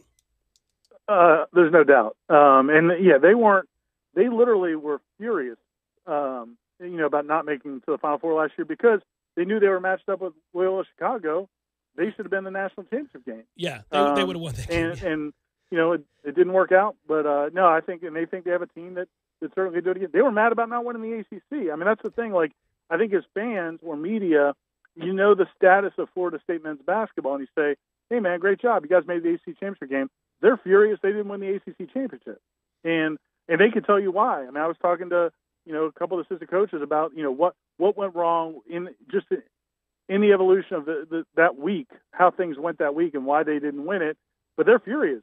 They believe they should have won the ACC championship, and they think they should win the national championship or at least get there. So we'll see. But yeah, nobody in that program is surprised by anything they're doing or like you said, ready to kind of be happy about anything. It's a beautiful thing to see. Safe travels, good sir. Be well. Thanks, Jeff. See you, man. All right, take care. That's Ira Schoffel, warchant.com. Doing a good job covering the team, as always. Yeah, you can hear it. I mean, I've gotten to know Leonard very well over the years. And we have some fun back and forth occasionally. Sometimes it's strictly business. Sometimes it's a little bit of both. He's in that business mode right now, and he does not want to hear any sort of, hey, good job. Because in his mind, they haven't achieved what he thinks they're capable of achieving. And so I say that just to note for fellow Florida State fans, like, they think they're going to win the national championship. Now, it may or may not happen, but and that's the mentality that you would want your team to have. Not, can you believe it? We're back again to the Sweet 16. There's none of that. None of that. He was chip on my shoulder ornery guy in the preseason. This is just, they're arriving to where they were last year, and this is they probably willed it to be in some way when they're 1-4 in the ACC, because they knew. Think about, Tom, and I'm sorry, just think about how poorly they played against Michigan last year, and they have the ball with a shot to tie late. Yeah. And the game is played completely the way Michigan wanted to play it. There was no element of that game that was played the way that Florida State wanted to play it, and yet they adjusted and gave themselves a chance to win that game and go to the Final Four. And they were that close. And so when they walked off that court, he's clearly pissed. There's the interview and everything else, and he's angry. Yeah, Dana's on the call again this weekend. They made up, though, and she loves him, and she has said as much. So, I mean, Leonard is loved by all of the court reporters because he's a hell of a good man. But here's the thing. That just obviously spoke to his frustration, but he hasn't stopped thinking about that since. He hasn't stopped thinking about we could do it this year. What I think is rather remarkable isn't that they're back in the Sweet 16, because if you listen to this show, we thought they were good and choo-chooed it all the way and all that good stuff. But here's the deal. They have not had the team that he thought he was going to have walking off that floor. First of all, they had a guy depart the program. He couldn't have known that was going to happen. He was only one of the best defensive players in the country. So you lose that guy, all right? So that's the first thing that happens. Then you find out that Phil Kofer is not fully recovered from the injury that he suffered from the year before, and you're going to miss him to start your season, a season that begins in games against Florida and LSU and Purdue and a lot of good competition. He's never going to be 100%. You're going to have him sometimes you're not.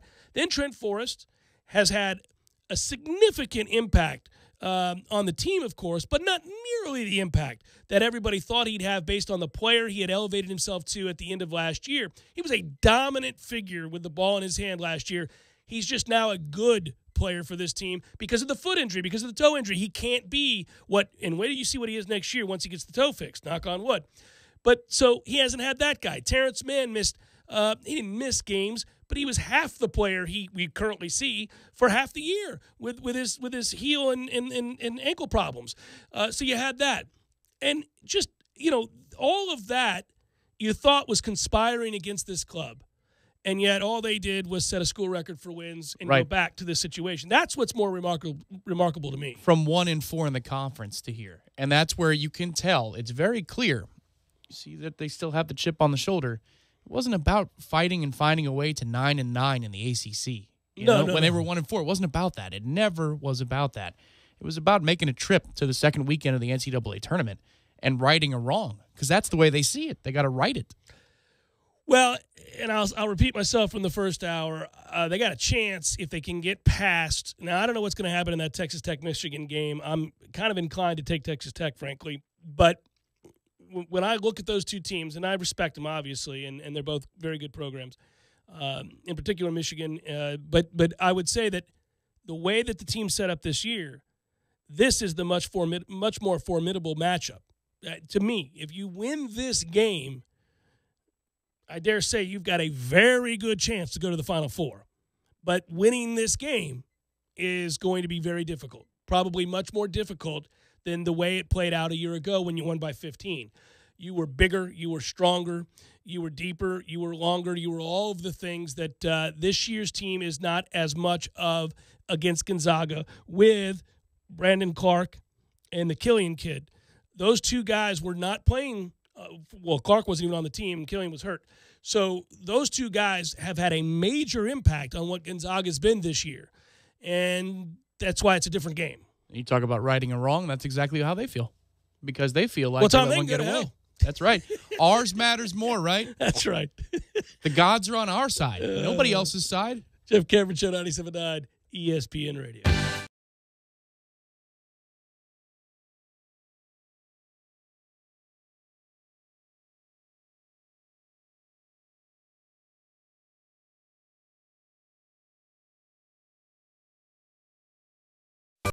Sorry, boys, I did not have time to pack. We got this. It's right here, guys. We got this. I thought I could handle it. We got this. Moving doesn't have to be a hassle. Call us first at 2 Men and a Truck. No matter the move, home or business, we'll make it a smooth one. I forgot something. We got this.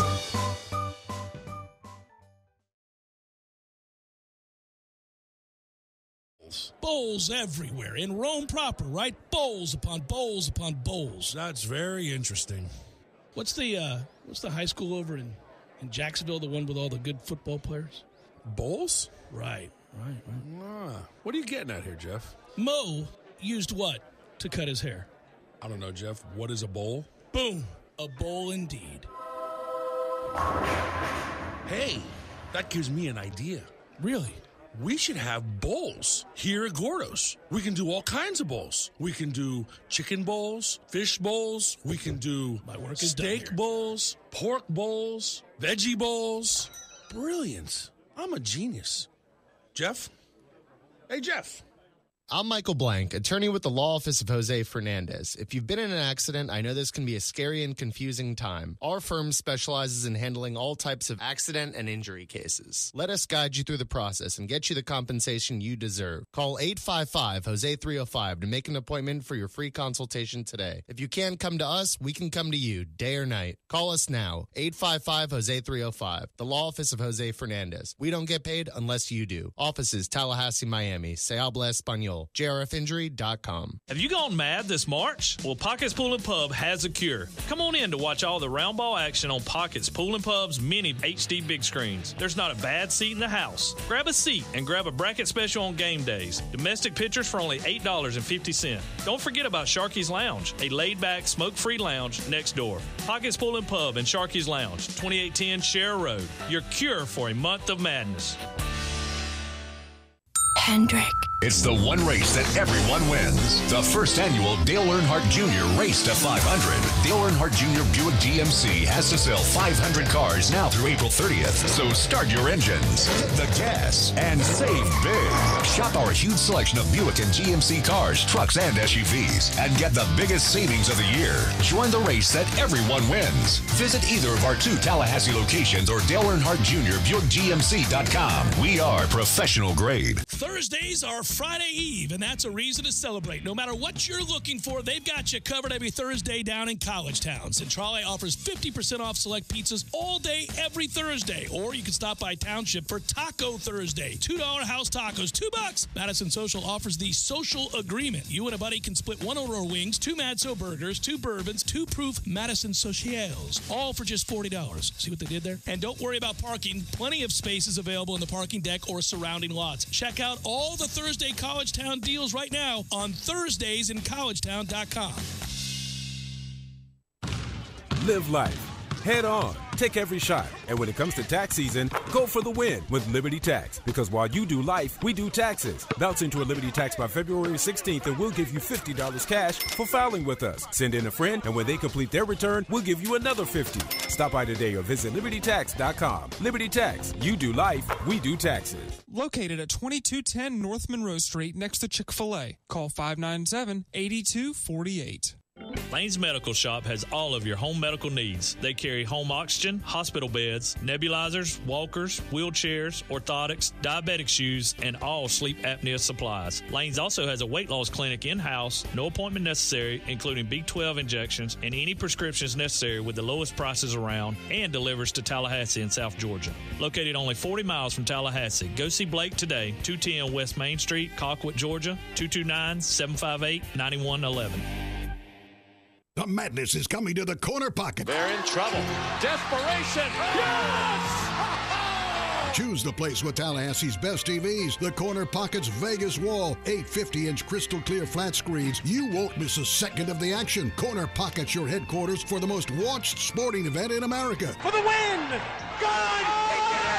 A miracle! Delicious food, the best drink specials. Connect to their free Wi-Fi and keep up with your bracket. From the opening tip to the cutting of the nets. Come see why Tallahassee loves the Corner Pocket. Yes! Oh, my goodness!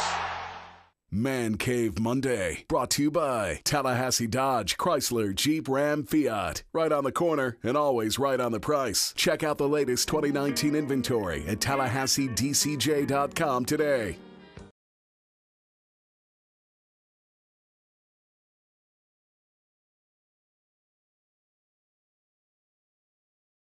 Singing songs about it at PF Soul.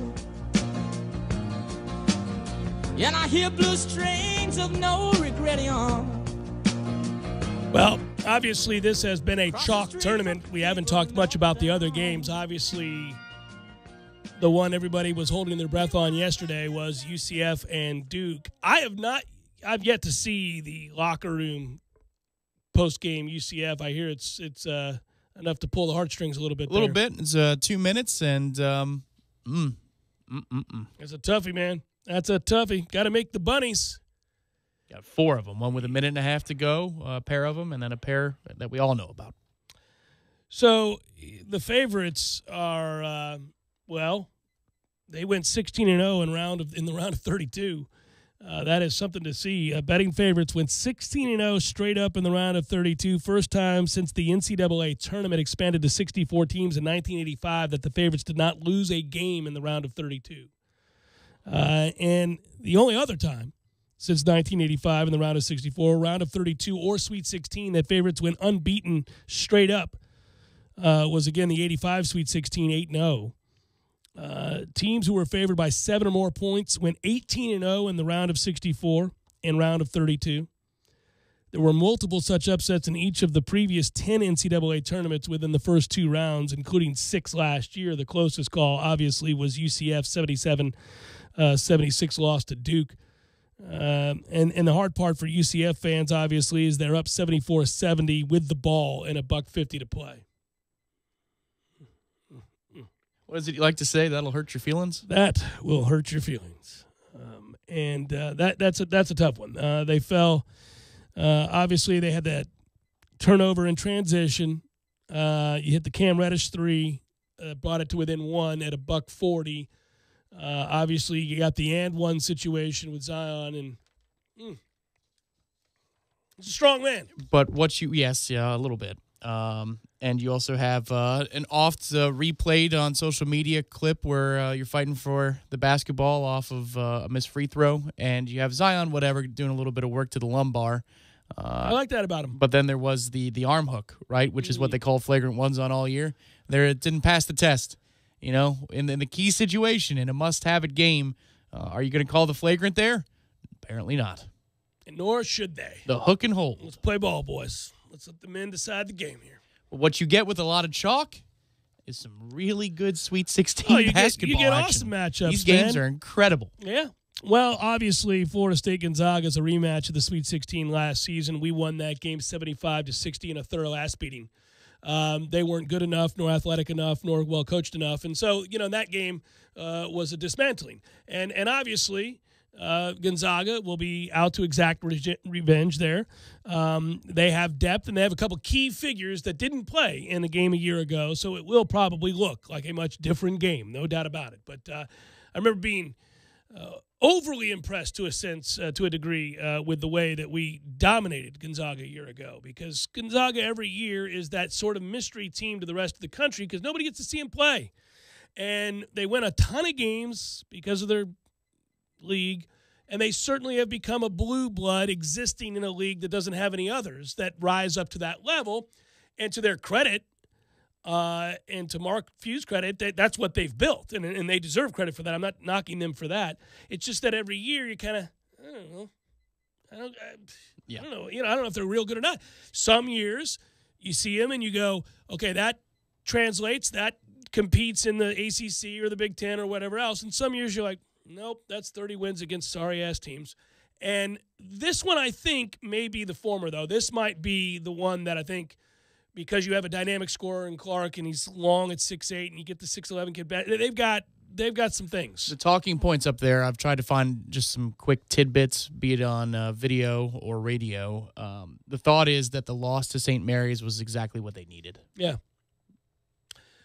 He said as much, I think, to Dick Vitale's question, which was along those same lines, which was losing to St. Mary's, your thoughts, and he talked about, well, maybe we needed that. And why is America against Rick Pitino, my good friend? I'm sure that's what Dick really wanted to ask. I'm sure he did. But nonetheless, look, that game to me, our game against them, I'm going to watch more Gonzaga a little bit tonight, just like Ira was talking about, get a better feel for what's different about them this year than last, and I understand why they're favored. But, the beauty of having the experience that Florida State had a year ago and then being the kind of team they are this year with the depth of talent, you don't really fear the game. I mean, you could lose it, but you don't think, this is too much. We're not going to be able to overcome this. No, we play well, we'll win the game. Period. If Florida State plays well, they'll win the game. Yeah, I just got a weird feeling that maybe next Monday we're talking about some serious stuff. It doesn't seem crazy with the way this team has been able to win so many different ways.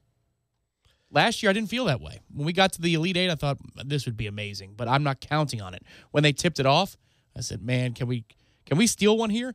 I don't feel like it would be stealing if we make it out of this next weekend. It would be earned.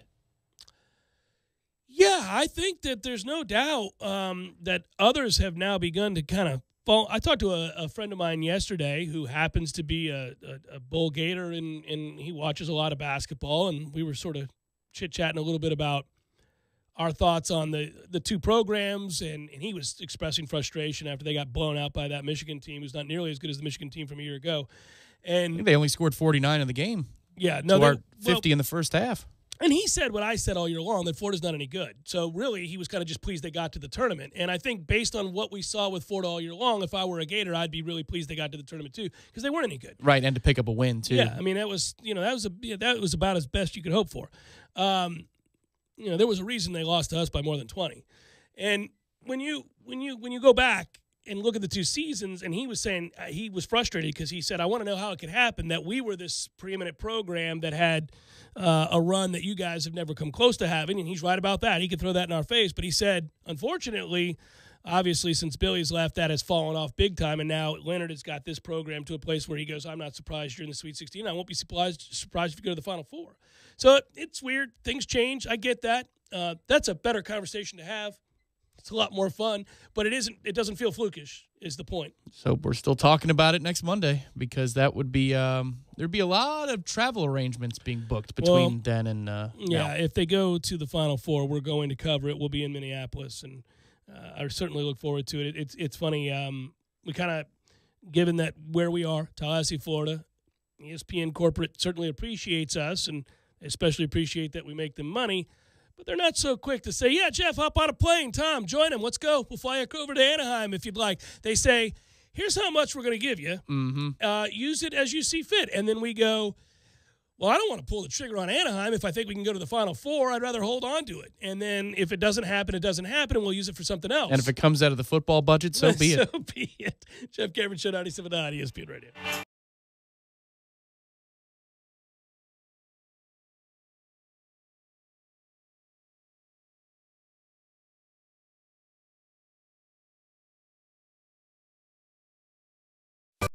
Sorry, boys, I did not have time to pack. We got this. It's right here, guys. We got this.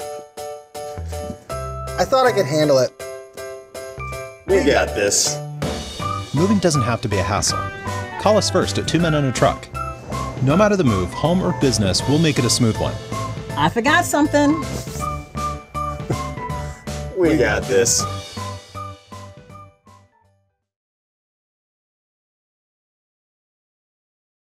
This is a one-of-a-kind group personal training workout resulting in more energy, visible toning, and extra calorie burn for up to 36 hours. Experience a more vibrant life today with Orange Theory Fitness. To find out more, go to orangetheoryfitness.com.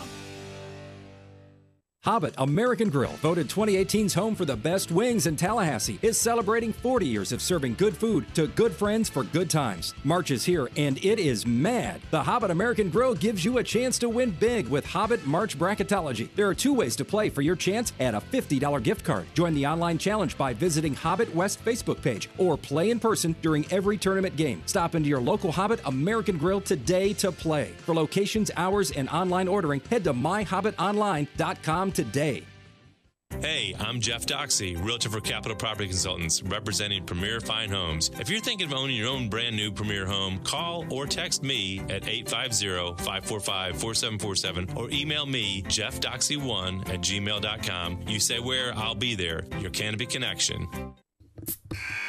Yuengling Golden Pilsner, a highly sessionable beer, golden in both name and color. Yuengling Golden Pilsner is the perfect balance of hop and malt character for crisp and smooth thirst-quenching refreshment. Cheer for your garnet and gold with Yuengling Golden Pilsner. Yuengling, brewing good times for 190 years. Must be 21 or older. Please drink responsibly. A message from local beverage distributor Triangle Sales.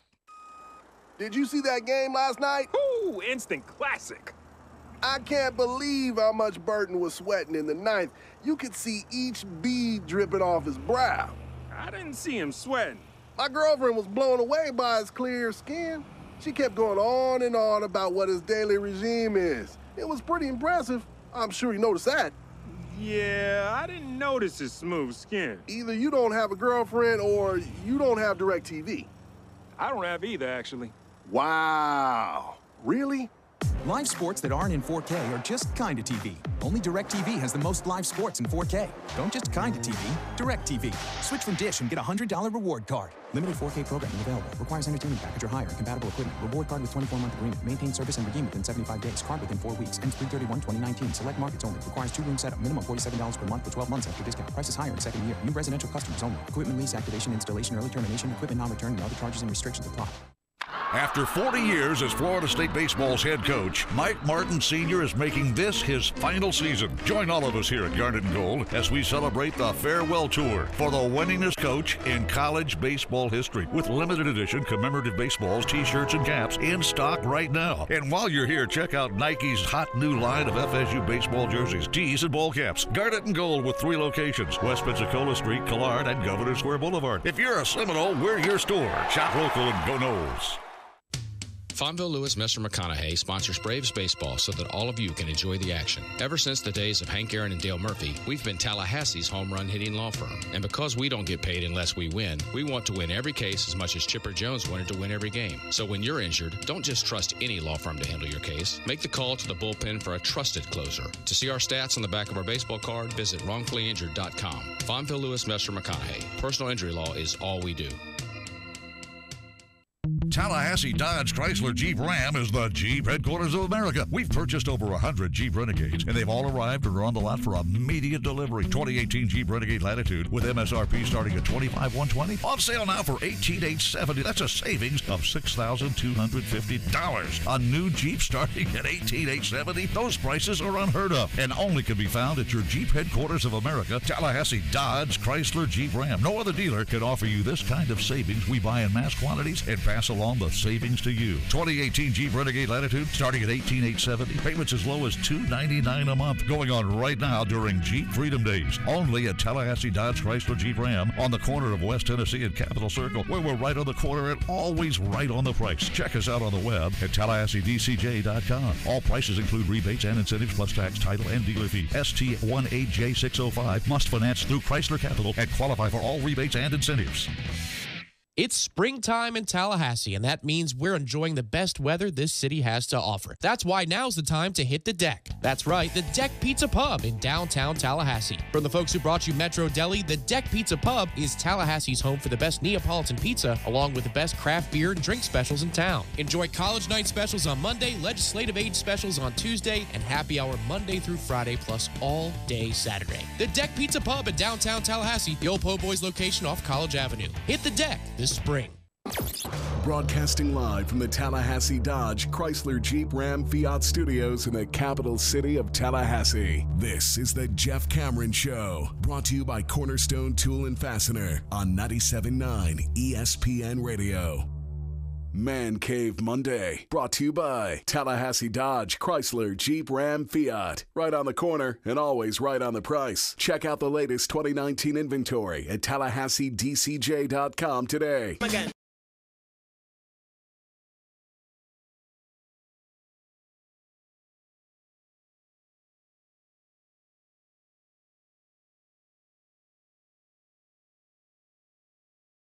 Not so bad, man. I have made it all the way through nearly 2 hours of the show today without just having a complete cough fit, sneeze, phlegm-induced nightmare.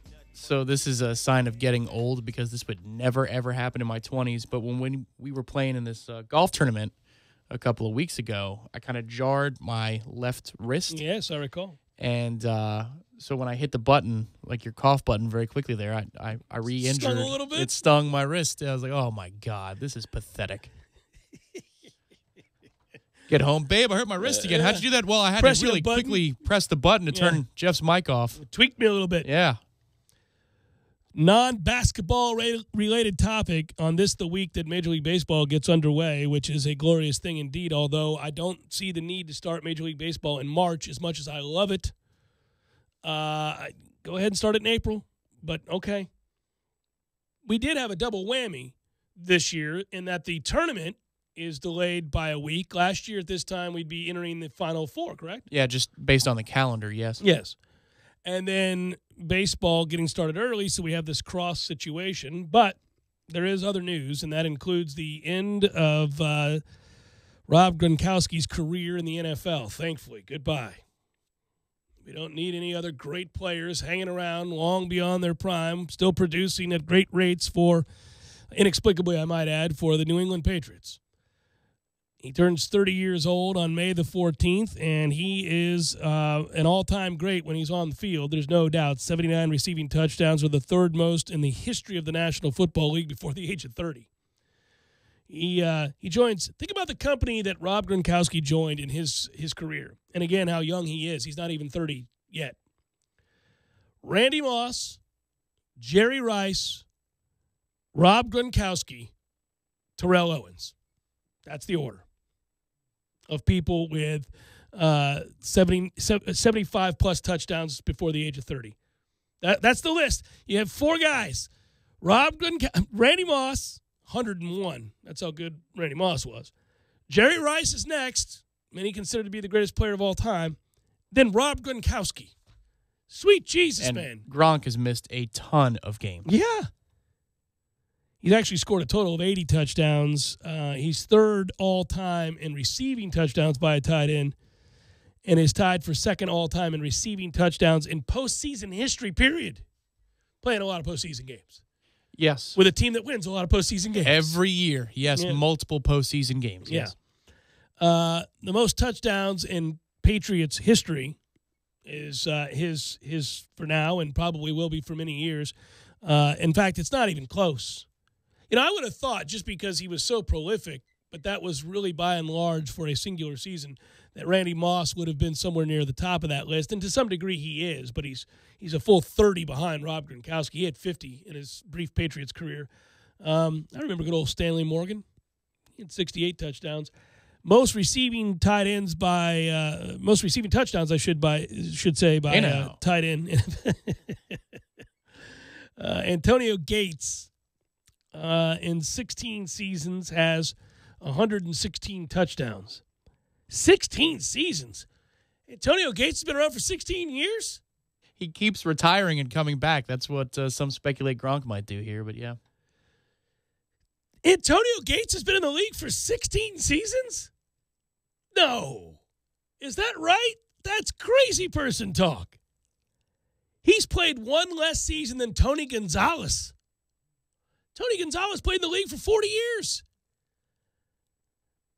I remember Tony Gonzalez when I was in high school. He retired like 2 years ago. He's actually still playing. Tony played 17 seasons, had 111 touchdowns, and then there's Rob Gronkowski, 79 touchdowns in 9 seasons. And here is the participation of each one of those seasons. 16 games. This is beginning to end. 11, 7, 15, 15, 8, 14, 13. So, he's missing time. And and those were significant injuries. Yes, they were. And that's the whole point here. If you're talking about before the age or before a certain season count. What was it, 9? 9. That's not really. It's like 7.5. Yeah, well, and what you'll remember, that one game against the Steelers where he looked like a robot or a superhero or both or something, where that poor bastard that they left on an island covering him every play was just getting that poor man. I can't remember his name now, but that was so wrong. Remember, he was just always in the picture of Gronk, like standing over him, going, and spiking the ball, and his face, he would bounce off his face. He wouldn't even put up resistance, just like, jeez. Happened again. In the playoffs, he's played a clean 16 games, so perfect, measuring stick for one season worth of playoff games. And he has 81 catches, 1,163 yards, and 12 touchdowns. Whoever that guy was for the Steelers is going to come back and set fire to the building. I mean, they just let him look like a buffoon for hours. It was ridiculous. He got shoved to the ground. My man Gronkowski grabbed him kind of by the neck and just slung him to the ground and caught the ball and spiked it next to his face. It was like, and everybody's just chuckling, and they came right back out and did it again. Like, are you going to help this man? I almost called the Steelers. Could somebody please save this poor man? He's got no chance to ever look his wife in the face again. This is wrong. Chris Conte on Monday Night Football thinks this guy has had a rough go. The Chris Conte. You and I were sitting next to each other. Bumpers, man, yeah. I remember where I was for that moment, I think I said something inappropriate. Oh, I'm sure you did. I mean, In fact, I know exactly what you said. My God. It was, and I quote, no, just kidding. But, I mean, it was warranted. That was. Yeah, it kind of was. I mean, what in the world? That was. That kind of stuff shouldn't happen to another man. It was so bad that the entire bar full of both Bucs and Steelers fans all looking at each other, united for about 15 seconds. We almost hugged. It united the clans. That we just saw that happened to and that's a grown-ass man. The game kind of turned there because it was all Bucs to that point. And then it was just, goodness. It was Vance McDonald all... My man ran 80 yards. I think it was tight McDonald, end. right? It was a tight end running 80 yards. Like, this is ridiculous. There's nobody in the frame the rest of the way. It was like playing an 8-year-old in Madden because they just hit all the buttons and, everybody's running the wrong way. Back to Rob Gronkowski for a second, who did similar such things on a regular basis. Played in 4 Super Bowls, holds all the major tight end receiving records. 23 career receptions, that's the most amongst tight ends all time. 297 career receiving yards, most amongst tight ends all time. 3 touchdowns, most amongst tight ends all time. That's it, really? Man, the game back in the day was, it heavily featured tight ends. I would have guessed that somebody would have had more than 3 touchdowns. Are you watching the replay of that? I was making sure it was Vance McDonald because if you do that to another human being, you deserve to have the recognition. And all you got to pull up is Vance McDonald, and then immediately populates. Google Images floods you like it would if you search something inappropriate, uncouth. That's uncouth. That's uncouth. Yes, that is sure uncouth is. Right there. Oh, my goodness. Final hour forthcoming.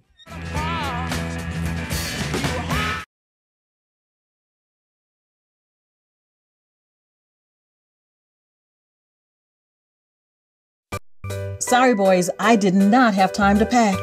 We got this. It's right here, guys. We got this. I thought I could handle it. We got this. Moving doesn't have to be a hassle. Call us first at 2 Men and a Truck. No matter the move, home or business, we'll make it a smooth one. I forgot something. We got this.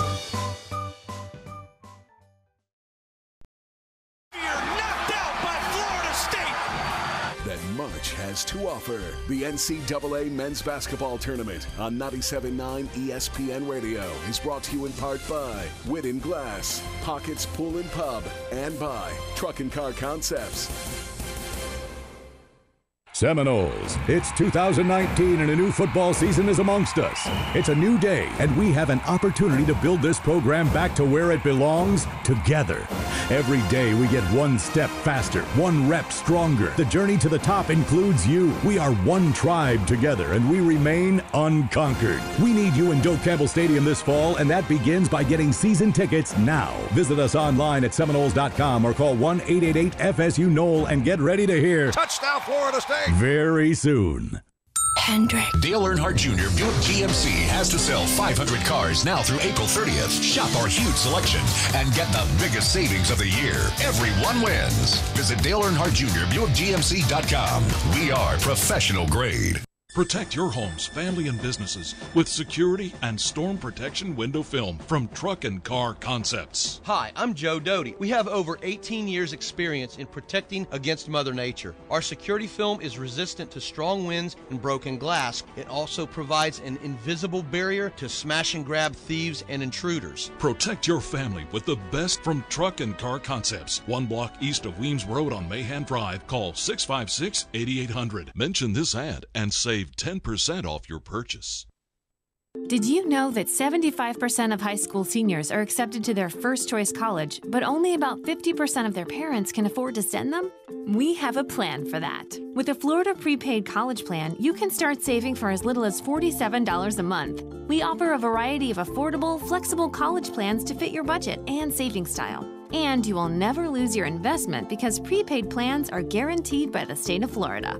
Enroll today at myfloridaprepaid.com because starting is believing. Spring is coming, so don't let your lawn care to-do list get the best of you. At Land Care Equipment Sales and Service in Tallahassee, see all the amazing committed-to-the-cut grasshopper mowers featuring best-in-class, built-to-outlast, true zero-turn mowing. Free up more of your time using your grasshopper for year-round lawn maintenance from mowing to mulching and everything in between. So whether you're a pro or just want to mow like one, make your next mower a grasshopper. See them at 4211 Capitol Circle Northwest or check them out at lawnmowerdealer.net. The Deck Pizza Pub in downtown Tallahassee salutes the men's basketball team for making the round of 16. From the folks who brought you Metro Deli, the Deck Pizza Pub, 224 East College Avenue in downtown Tallahassee. Online at deckpizzapub.com. Go Noles! The madness is coming to the corner pocket. They're in trouble. Desperation. Yes! Choose the place with Tallahassee's best TVs. The Corner Pocket's Vegas Wall. 8 50-inch crystal clear flat screens. You won't miss a second of the action. Corner Pocket's your headquarters for the most watched sporting event in America. For the win! Good! A miracle! Delicious food, the best drink specials. Connect to their free Wi-Fi and keep up with your bracket. From the opening tip to the cutting of the nets. Come see why Tallahassee loves the Corner Pocket. Yes! Oh, my goodness! The Seventh Hill Tap Room on Appalachia Parkway is Tallahassee's premier location to try out the best craft brews from the state of Florida. With 14 self-service taps activated by cutting-edge technology, you can try as little or as much as you like from their full menu. Happy hours from 4 to 7 every day with the best craft beer deals in town. Enjoy the selection at their bar and pub tables or over a game of darts or shuffleboard. Find your new favorite brew? You can take home a 32-ounce can crowler, too. The Seventh Hill Tap Room, Tallahassee's premier spot to enjoy local and Florida craft brews. 2475 Appalachia Parkway, underneath the Corner Pocket Bar and Grill. Driving every day from the Tallahassee Dodge Chrysler Jeep Ram Fiat Studios. This is 97.9 ESPN Radio, WTSM, Woodville, Thomasville, Tallahassee. ESPN Radio Sports Center. I'm Christine Lisi. This is what you need to know. Patriots tight end Rob Gronkowski has announced his retirement from the NFL, but his agent told ESPN today he wouldn't be surprised if he had a change of heart down the road. On Get Up, Drew Rosenhaus citing the fact that Gronk is just 29 years old, said it wouldn't shock him if he reconsidered and decided he wants to play football again at some point. Rosenhaus did add that it was him talking, not Gronkowski. Patriots now have a need at tight end. ESPN's Adam Schefter explains how they'll look to fill it. New England did not go out and add a wide receiver or tight end of note in free agency to go replace a guy like Rob Gronkowski. Not an easy thing to do anyway, but now the Patriots have to look ahead to the draft next month when they are scheduled to have 12 picks. Our Adam Schefter. The Celtics have 8 games left in the NBA's regular season, continue to be plagued by inconsistency, have lost 4 straight, are 2 back of the Pacers for 4th in the East and home court advantage in the first round of the playoffs. But Boston players insist they're not worried. They are confident that when the playoffs begin, they'll be just fine. Trailblazers can clinch a spot tonight in the playoffs with a win against the Nets. Baseball, Angels outfielder Justin Upton day-to-day with a sprained big left toe. Soccer, in an interview published today, Neymar's father said the Brazilian striker is already looking to extend his contract with PSG and that there's a very big likelihood his son will stay with the French club after his current contract ends. The 27-year-old is in the second year of a 5-year deal. Neymar is currently sidelined as he recovers from a foot injury. He is expected to return at some point next month.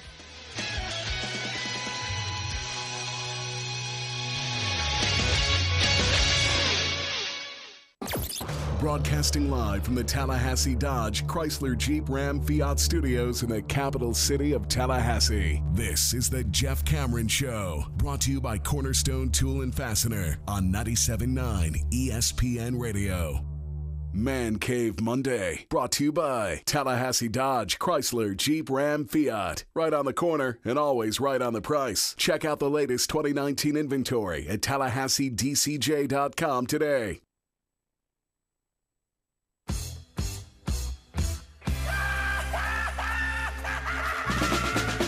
Nothing stops this train. Nothing. We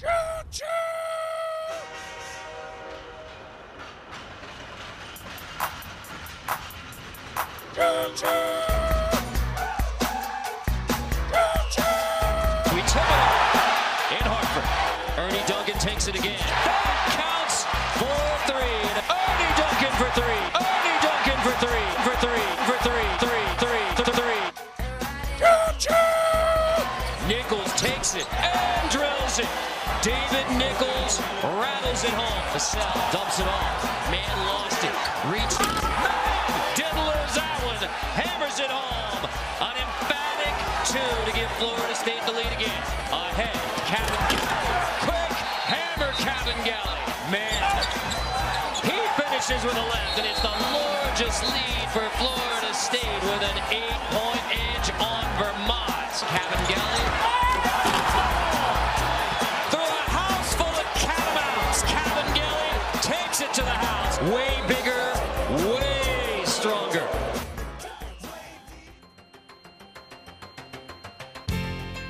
The Murray State Racers, led by John Moran, against the Florida State Seminoles. Moran pushes ahead, but Buchanan in transition. 2 trips. It's a triple for John. Again, 3 for 3 from the wing. Cabangeli lets it fly, and it's a 3 to bring the Seminoles back within 4. John pulls the string, throws it away. Upset, hustling back on deep. Man attacks, and finger rolls it in. And now a trailing Gray steps into a wide open 3. That one shining moment you reach for the sky. Into the corner, P.J. Savoy, left alone, nails it, and Florida State has its largest lead for his left. Kamaji, Moran past man to Buchanan, rejected by Devin Vassell. Way bigger, way stronger. One shining moment. Our team decided that we were going to dedicate the remainder of the season to Mike Cofer, and I thought that had a lot to do with the emotions that he displayed tonight.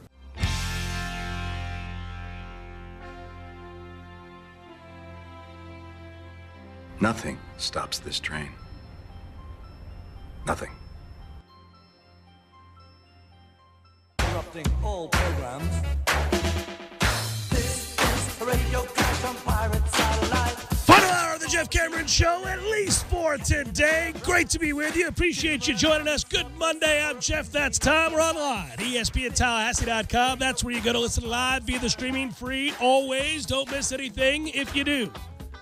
We got you covered all 3 hours. Get posted upon the conclusion of the show. That's always significant. It's great that you can go find it on iTunes or our own audio vault.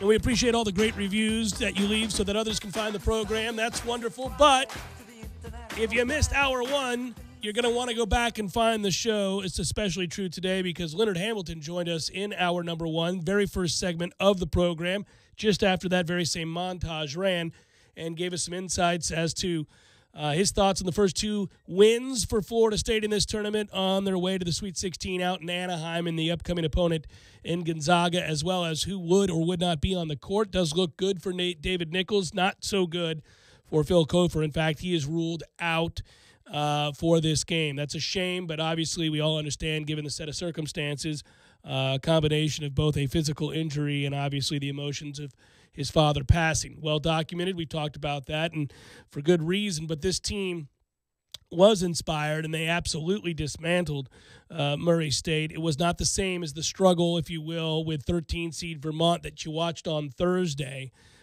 This was a matchup with a 12 seed that, you were favored against, but at the same time, when you had an opportunity to look at a top 5 NBA pick in Ja Morant, you realized, well, a superstar kid, and what he did to Marquette was, certainly jarring.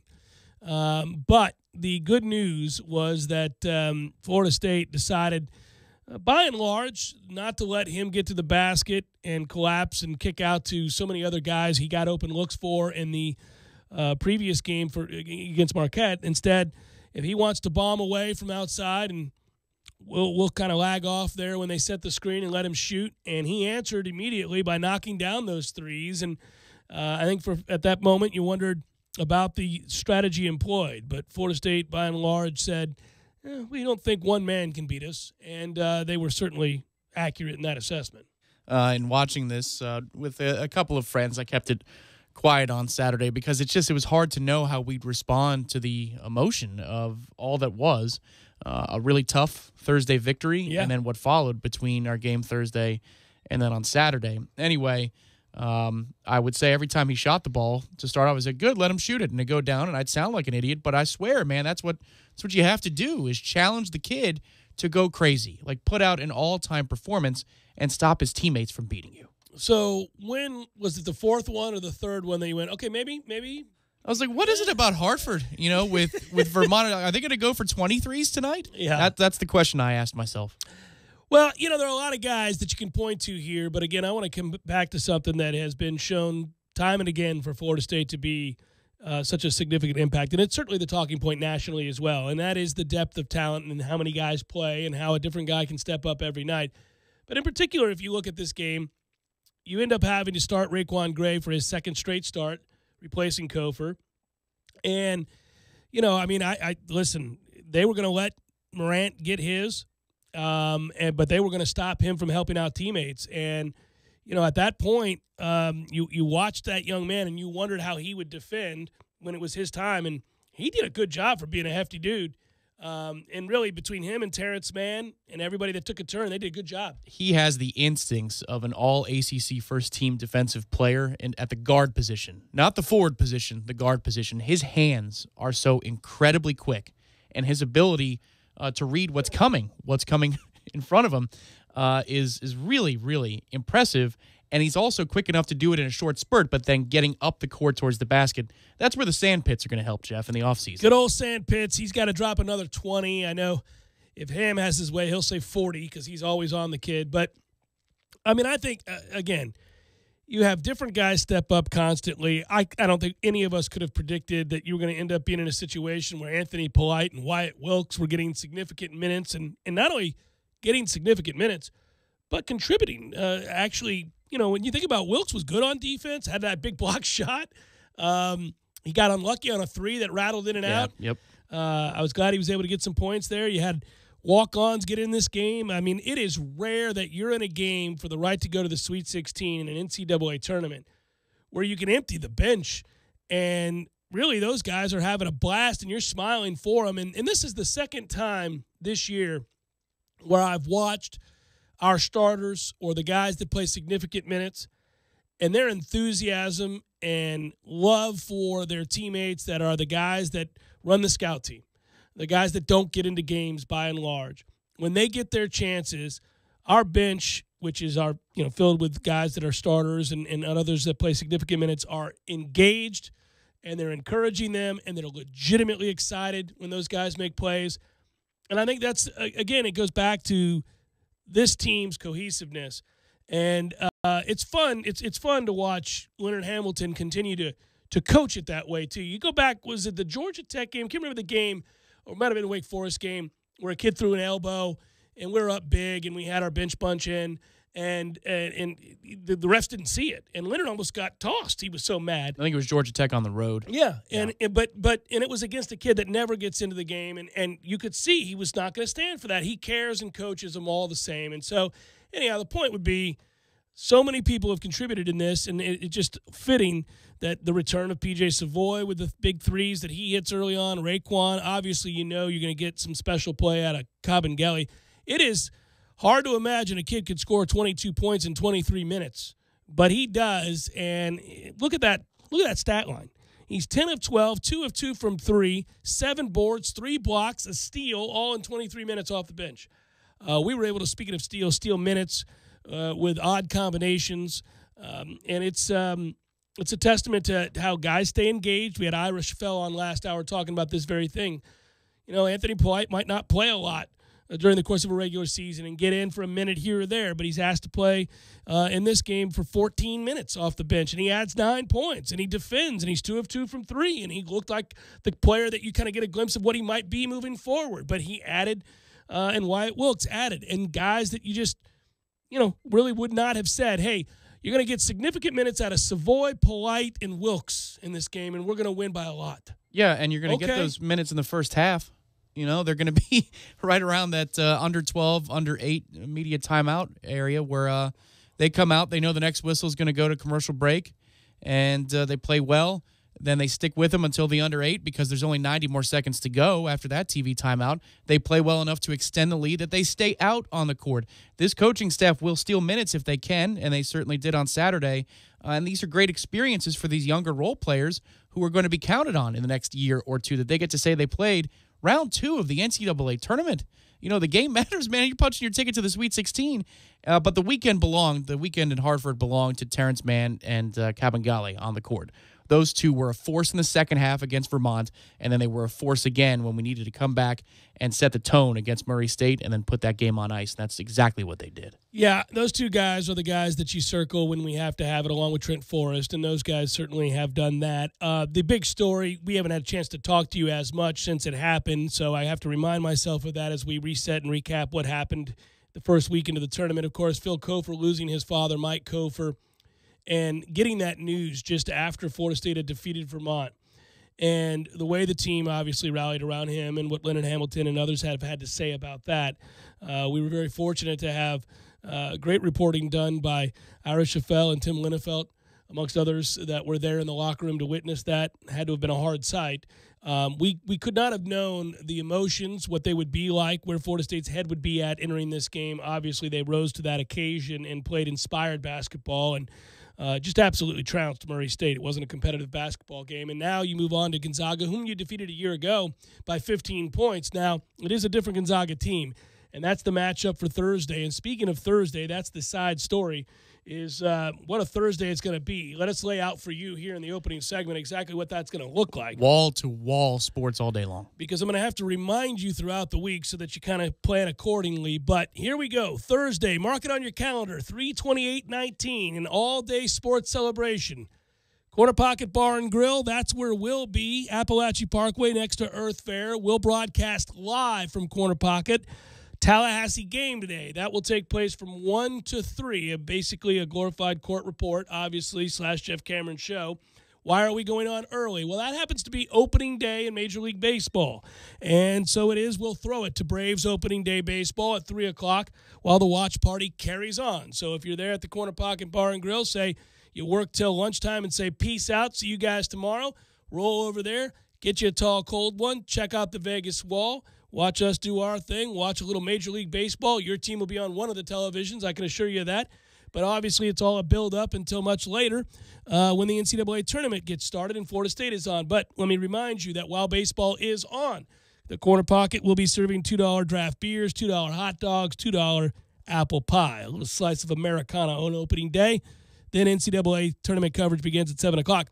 We here on 97.9 ESPN Radio will have FSU versus Gonzaga. You can tune in. Our coverage, Westwood One's coverage, begins then at 7, and it will be on the airwaves and shown throughout the Corner Pocket Bar and Grill on dozens and dozens of television. So you have the pick of the litter. It's baseball, it's basketball, it's watching, it's listening on these airwaves. It is enjoying a glorious Thursday, and I really look forward to it. So hope to see you guys out there. But that's what's going on. And we can assure you as well, once again, that if it's 3 o'clock, you've forgotten this. And we won't let you forget, but if you did, and it's 3 o'clock and you're saying, where are they? The stream says it's blacked out. Well, that's because we have to play the Braves game. The Cameron Show / Tallahassee Game Day podcast will be up at the conclusion of each hour. So around 2:15, you'll get that first hour. Around 3:15, you'll get hour number 2. If that's your routine, you will be able to play that on demand at the usual Cameron Show time slot. So as I said, Florida State moving on to the Sweet 16 with the entire West regional bracket holding true to its seeding. We'll talk about that next, get to it. Florida State took 2 of 3 on the road against Notre Dame this weekend in baseball. That, too, was good news, including a one-hitter in the series finale, a combination of pitchers doing that. We needed to see it. We did see it. Good series win there. The ladies had a fine campaign as well on the hardwood. Their season comes to a conclusion with a loss to South Carolina, and they were game against a very good South Carolina team. I think this is a credit to Sue and her staff, again, that they put together the kind of year that they did, having lost so many superstars off their previous year's team. So I think that they're obviously in a great position to be back strong again and make another NCAA tournament run, hopefully again deep into the tournament like they usually do starting next year. So a lot happened. Oh, yeah. Some other things nationally happened. We didn't touch on them as much, but what a week. What a week, man. It's not enough time, man. We need to do a 6-hour show, I guess. Nope, not going to happen, especially as I try not to cough to death in the 3 hours that we're on currently. It's the Jeff Cameron Show, 97.9 ESPN Radio.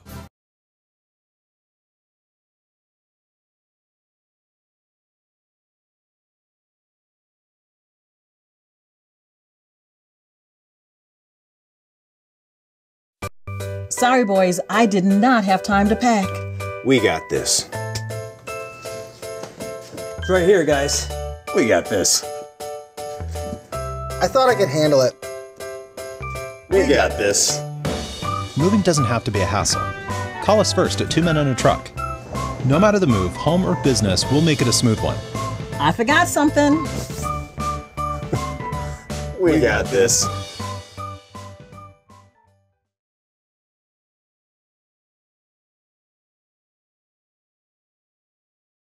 Basketball tournament on 97.9 ESPN Radio is brought to you in part by the Deck Pizza Pub in downtown Tallahassee and by Lane's Medical Supply. We all want more energy, more strength, more results. Well, welcome to Orange Theory Fitness as you take a step towards feeling more alive today. Backed by science, Orange Theory's heart rate monitored workout is scientifically designed to keep heart rates in a target zone, spiking metabolism and increasing energy. Orange Theory Fitness is a one-of-a-kind group personal training workout resulting in more energy, visible toning, and extra calorie burn for up to 36 hours. Experience a more vibrant life today with Orange Theory Fitness. To find out more, go to orangetheoryfitness.com. Hendrick. It's the one race that everyone wins. Find new roads at the first annual Dale Earnhardt Jr. Race to 500. Dale Earnhardt Jr. Chevrolet has to sell 500 cars now through April 30th. So start your engines, hit the gas, and save big. Shop our huge selection of Chevrolet cars, trucks, and SUVs, and get the biggest savings of the year. Join the race that everyone wins. Visit either of our 2 Tallahassee locations or DaleEarnhardtJr.Chevy.com. The Deck Pizza Pub in downtown Tallahassee salutes the men's basketball team for making the round of 16. From the folks who brought you Metro Deli, the Deck Pizza Pub, 224 East College Avenue in downtown Tallahassee. Online at deckpizzapub.com. Go Noles! Seminoles, it's 2019 and a new football season is amongst us. It's a new day, and we have an opportunity to build this program back to where it belongs, together. Every day we get one step faster, one rep stronger. The journey to the top includes you. We are one tribe together, and we remain unconquered. We need you in Doak Campbell Stadium this fall, and that begins by getting season tickets now. Visit us online at Seminoles.com or call 1-888-FSU-NOLE and get ready to hear Touchdown, Florida State! Very soon. Did you see that game last night? Ooh, instant classic. I can't believe how much Burton was sweating in the ninth. You could see each bead dripping off his brow. I didn't see him sweating. My girlfriend was blown away by his clear skin. She kept going on and on about what his daily regime is. It was pretty impressive. I'm sure you noticed that. Yeah, I didn't notice his smooth skin. Either you don't have a girlfriend or you don't have DirecTV. I don't have either, actually. Wow. Really? Live sports that aren't in 4K are just kinda TV. Only DirecTV has the most live sports in 4K. Don't just kinda TV, DirecTV. Switch from Dish and get a $100 reward card. Limited 4K programming available. Requires entertainment package or higher and compatible equipment. Reward card with 24-month agreement. Maintain service and redeem within 75 days. Card within 4 weeks. Ends 3/31/2019. Select markets only. Requires 2-room setup. Minimum $47 per month for 12 months after discount. Price is higher in second year. New residential customers only. Equipment lease, activation, installation, early termination, equipment non-return, and other charges and restrictions apply. I know you know this, and you probably have already suggested it, and maybe she's already had it. But, Tom, I'm bringing your girlfriend into the fold to talk about Bumpa's Local 349. Don't you bring her in here. I'm telling you now that she would love the ahi salad. Oh, yes. Did I get it right? Yes. Yeah. Well, that was delicious. That was the first thing she ever tried, and now anytime we are in the neighborhood, which is, a capital circle right between I-10 and Centerville. Like you're right giving in the people there. the location for Bumpa's Local 349. Mm-hmm. Perfect. I like it. Yes. They have delicious food. I like tacos. You can't screw up tacos, but they do really good tacos. I am a big fan of the Uncle Sal because the Uncle Sal is sausage, peppers, and onions. You can't go wrong with that trio, man. You like the peppers and onions more than I do. It must be like a New York thing. I don't know. Mm-hmm. Everybody's a little bit Italian because they're coming from New York because the peppers and onions isn't exactly Irish I like cuisine. it when they're cooked up like that. Oh, yeah, it's like hard to beat. A little mustard? Yeah. I'm forever going to champion the wings and the Cobb salad. It's Bumpa's Local 349. They got live music. They've got a number of televisions and, of course, tasty beverages, man. Good stuff. The Jeff Cameron Show is brought to you by Cornerstone Tool and Fastener. Big store pricing with local service. Online at ctf.nu.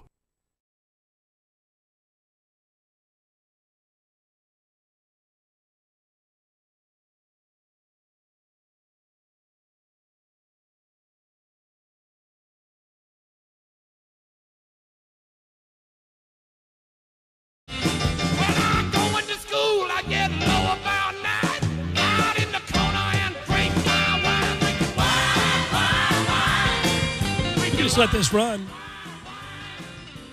If only because everybody's in a, I would think, celebratory mood today.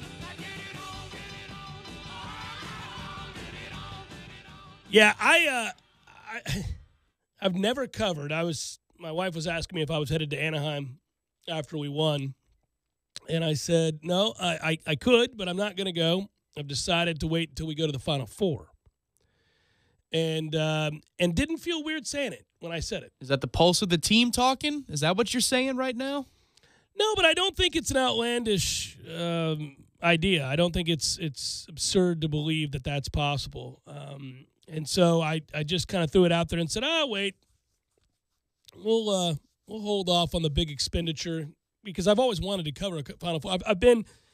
I've covered a Super Bowl, multiple national championships in football, and we're never going to top Pasadena. That was incredible. Stanley Cup finals, pretty much everything I've ever wanted to cover, except for a Final Four. Never have. And I figured, I'm going to make it a point. I've been to the Masters, Tom, just last year. Sat in a cabin with Jack, in fact, at that Masters. Jack who? Jack Gleason? True story. And so here's the thing. Like, it doesn't get better than that. You're at the preeminent events of their sports, under the banner of those sports. World Series, covered a World Series, sat behind home plate. And that was cool. But I've always wanted to do a Final Four, and I didn't figure there would be a chance that the first Final Four I could go and cover would be one that Florida State participated in. That would be something to behold. And this may be the closest where you get that, where it crosses over, where it happens that way. I mean, I'm a little nervous thinking about it. It seems like it's right on about once in a lifetime, because we've done this once before as a program, and that was a long, long time ago. There's a lot of basketball in between then and now, but it doesn't feel crazy. Last year, we entered the Sweet 16, and you unseat the 1 seed, so you feel pretty good about your chances from there. But, I mean, if you did the percentages, the likelihood, either on the Monday before the Sweet 16 or the night of the game, we wouldn't have listed it at a great chance that we're going to the Final Four. I think a lot of people feel much better about it this time around. One of the things, the feeling that you get in covering this team, and that a lot of people have reached out and either expressed on Twitter or in email form, or that I've run into in person. And I think we're inclined, when it's your team, you want to believe it. But in truth, I think a lot of times it seems far-fetched, less so now. And that is this idea that we have the perfect kind of team to accomplish that goal. And when you watch, now, you see one of two types of teams that get that far to the Final Four or the championship round. Generally speaking, obviously, they have immense talent. You can't fake your way into a situation like that. You're going to have to beat some really, really good teams. You're also typically going to have to be playing well at the right time and have a good draw. Unless you are a fully loaded Duke team or a fully loaded North Carolina team or a fully loaded Kansas or Kentucky team. Some of these teams that are filled with first-round draft picks for days, guys that are all going to be playing in the NBA for years to come, that have the physical prowess to overcome an off night from shooters or whatever it might be, right? Everybody else has to have a squad that looks a little bit like ours in this sense. They may not be as big as we are. We're one of the bigger teams in the country, and Ham's done a real good job in recruiting size. We seem to have that year in and year out as an advantage over our opponents, and that includes the elite blue blood teams in the conference. But the teams that don't match the description of the blue bloods are the ones that get hot, play well together, have a ton of experience, and seem to have a synergy, a magic amongst them, and a real love for one another. If you get both, you get what Florida had, which was back-to-back national championships. The reason that we were envious of Florida in that situation, I think deep down, had less to do with the fact that they won a national title and we hadn't won one in basketball, and so they beat us to the punch, right? When both programs, neither had won a national title, so you could always fall back on the, this is I've got more toys than you do argument type thing. You could always fall back, well, you don't have one either. And that's what Florida would do in baseball when they knew we were the better program, but we hadn't won a title, and so they go, well, we haven't won one, but either of you. And now they have. And so you're frustrated, and you're like, okay, well, we got to catch up here. And this is the game you play with your rivals. But it wasn't that with that Florida team. It was that, admittedly, they were talented, but they cared a lot about one another, and they played for one another, and they played with each other in a way that was pretty obvious for all watching. That was almost – it was likable. It was enviable. It was enviable. I wouldn't go that. Yeah, it was enviable. Enviable. Yeah. Yes, it was. It was enviable because there were a lot of good kids on that team who played hard together, played well together. So much they loved each other so much they came back inexplicably, and that frustrated us. Right? That was really. So not only that, they cared deeply about one another. Well, that's going to be unstoppable given that 3 of those guys are going to be first-round draft picks, and they actually really care about winning for each other. That's that potion, that thing you look for that a lot of teams never find or coaches never get. Or if they get it once, and if it's cut short, that was the one. This team has that. There's no doubt this team has that. They're talented as all hell. Got to have the requisite skill, no doubt about that. Their diversity in ways in which they can hurt you is interesting, right? I mean, they have games like they had the other night where they really light it up. That's not who they are typically, but they have games where they can really shoot. They obviously do a great job of creating turnovers, getting offensive rebounds and extra possessions, those kinds of things. But they also love one another and play hard for one another. They care deeply about how their brother is feeling and doing and thinking. And that goes back a ways. Last year's team had that too. That began to emerge. You began to sense that. And so when you watch a team who plays hard all the time, always, they never play like they're taking the night off. You just never see it. They have bad games. Everybody does. But by and large, they're always playing really, really hard. And when you see the way they interact with each other, and you see the way that they interact with the coaches, and the fun, the sheer joy with which they play the game, it's easy to buy into that, and it's easy to believe that that's the kind of team that will break through.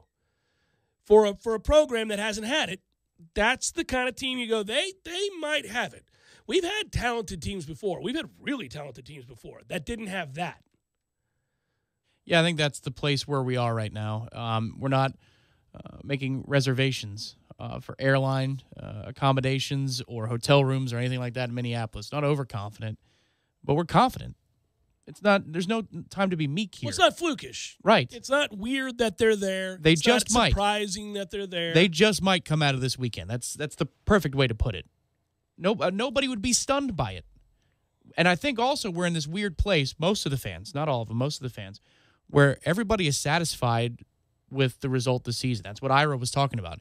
Media and fans can be happy that we're to the Sweet 16 and everything else is gravy. That's not what the program is about right now. Everybody in that program is still pissed at what they did not do last year.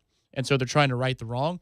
But I think for the fans, for most of the fans, you're in this weird place where everything's okay, man. And we've accomplished what we set out to accomplish, and now everything's gravy. But we're also not afraid of the moment.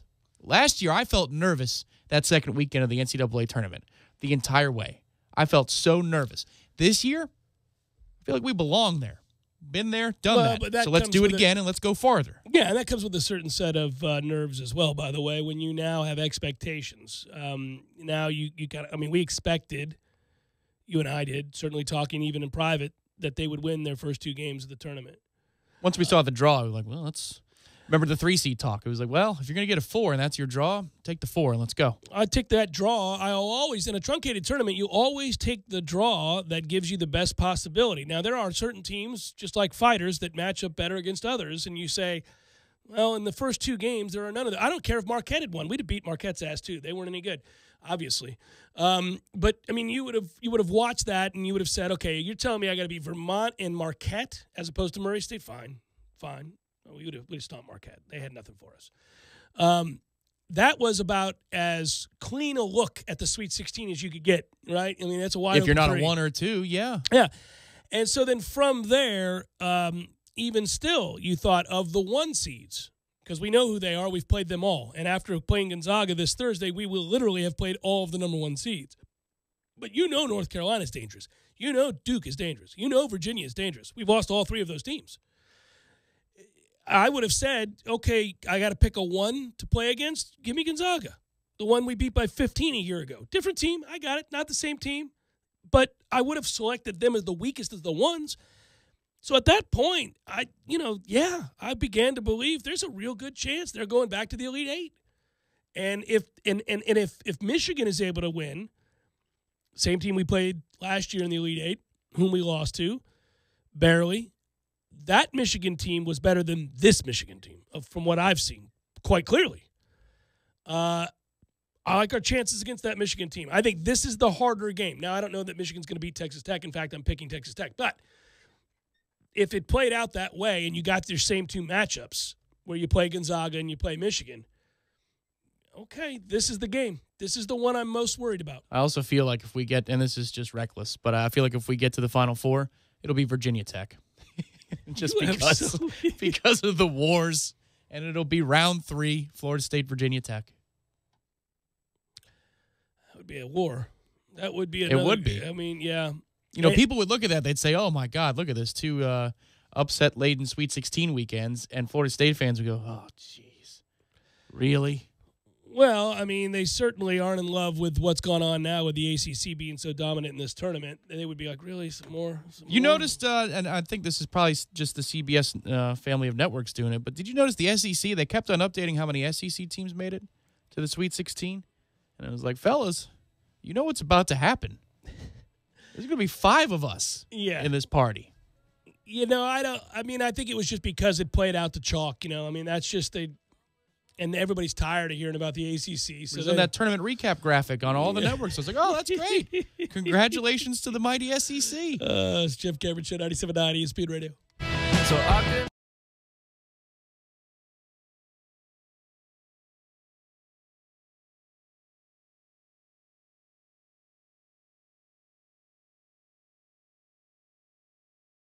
Enterprises, roofing and construction services.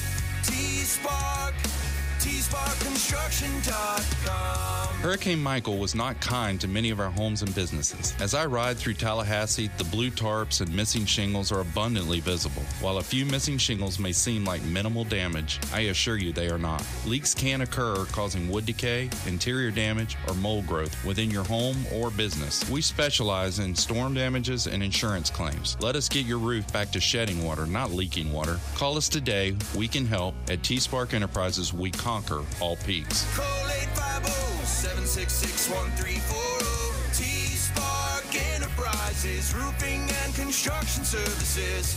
T-Spark, TSparkConstruction.com. License number CCC 1331204.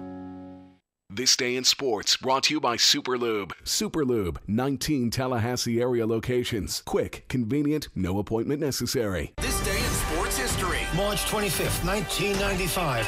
Mike Tyson was released from prison after serving nearly 3 years at the Indiana Youth Center near Plainfield, Indiana. Tyson was given a sentence of 6 years in prison for his conviction of rape. Iron Mike was 26 and in the prime of his career. But when he came out, it was clear he was not the fighter he once was, although he would regain his titles. Hey, this is Jeff Doxey, representing Premier Fine Homes. I'm proud to announce Premier's newest community, Brookside Village. Brookside has the great schools you want, some larger home sites, and is conveniently located on Ox Bottom Road between Ox Bottom Manor and Moore Pond. Call or text me today at 545-4747 or email me at jeffdoxey1@gmail.com. Remember, before you buy, try me at Brookside. The 7th Hill Tap Room on Appalachia Parkway is Tallahassee's premier location to try out the best craft brews from the state of Florida. With 14 self-service taps activated by cutting-edge technology, you can try as little or as much as you like from their full menu. The 7th Hill is a proud home of international soccer, opening early for every Arsenal game. They're also open by request for your favorite club, too. Just see Sharon behind the bar. Whether it's a happy hour deal, Sunday brunch with $3 mimosas and a food truck, or time to catch up with friends over a board game, darts, or shuffleboard, Tallahassee's premier spot to enjoy local and Florida craft brews is the 7th Hill Tap Room. 2475 Appalachia Parkway, right underneath the Corner Pocket Bar and Grill. Hendrick. Dale Earnhardt Jr. Buick GMC has to sell 500 cars now through April 30th. Shop our huge selection and get the biggest savings of the year. Everyone wins. Visit Dale Earnhardt Jr. BuickGMC.com. We are professional grade. Hobbit American Grill, voted 2018's home for the best wings in Tallahassee, is celebrating 40 years of serving good food to good friends for good times. March is here and it is mad. The Hobbit American Grill gives you a chance to win big with Hobbit March Bracketology. There are 2 ways to play for your chance at a $50 gift card. Join the online challenge by visiting Hobbit West Facebook page or play in person during every tournament game. Stop into your local Hobbit American Grill today to play. For locations, hours, and online ordering, head to myhobbitonline.com today. Fonville Lewis Messer McConaughey sponsors Braves baseball so that all of you can enjoy the action. Ever since the days of Hank Aaron and Dale Murphy, we've been Tallahassee's home run hitting law firm. And because we don't get paid unless we win, we want to win every case as much as Chipper Jones wanted to win every game. So when you're injured, don't just trust any law firm to handle your case. Make the call to the bullpen for a trusted closer. To see our stats on the back of our baseball card, visit wrongfullyinjured.com. Fonville Lewis Messer McConaughey. Personal injury law is all we do. Thursdays are Friday Eve, and that's a reason to celebrate. No matter what you're looking for, they've got you covered every Thursday down in College Town. Centrale offers 50% off select pizzas all day, every Thursday. Or you can stop by Township for Taco Thursday. $2 house tacos, $2. Madison Social offers the Social Agreement. You and a buddy can split 1 order of wings, 2 Madso burgers, 2 bourbons, 2 proof Madison Socials, all for just $40. See what they did there? And don't worry about parking. Plenty of spaces available in the parking deck or surrounding lots. Check out all the Thursday College Town deals right now on ThursdaysInCollegetown.com. Broadcasting live from the Tallahassee Dodge, Chrysler, Jeep, Ram, Fiat studios in the capital city of Tallahassee. This is the Jeff Cameron Show, brought to you by Cornerstone Tool and Fastener on 97.9 ESPN Radio. Man Cave Monday, brought to you by Tallahassee Dodge, Chrysler, Jeep, Ram, Fiat. Right on the corner and always right on the price. Check out the latest 2019 inventory at TallahasseeDCJ.com today.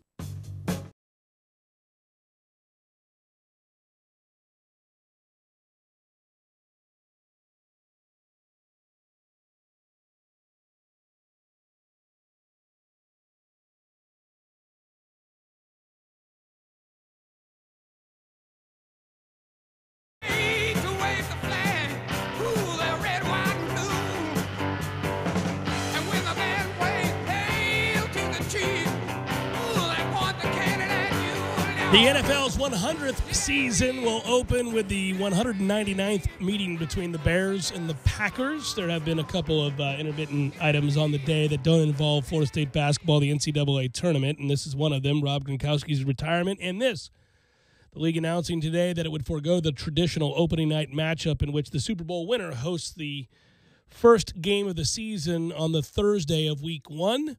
Instead, one of the NFL's all-time great rivalries will open the season on Thursday, September the 5th, from Chicago's Soldier Field in prime time, 8 o'clock. The league also announcing that the Super Bowl champion New England Patriots, tired of saying that, will open their season on Sunday Night Football at home against an opponent to be determined. So they wanted to get Aaron Rodgers while he was healthy. I think that's why they have this game first up.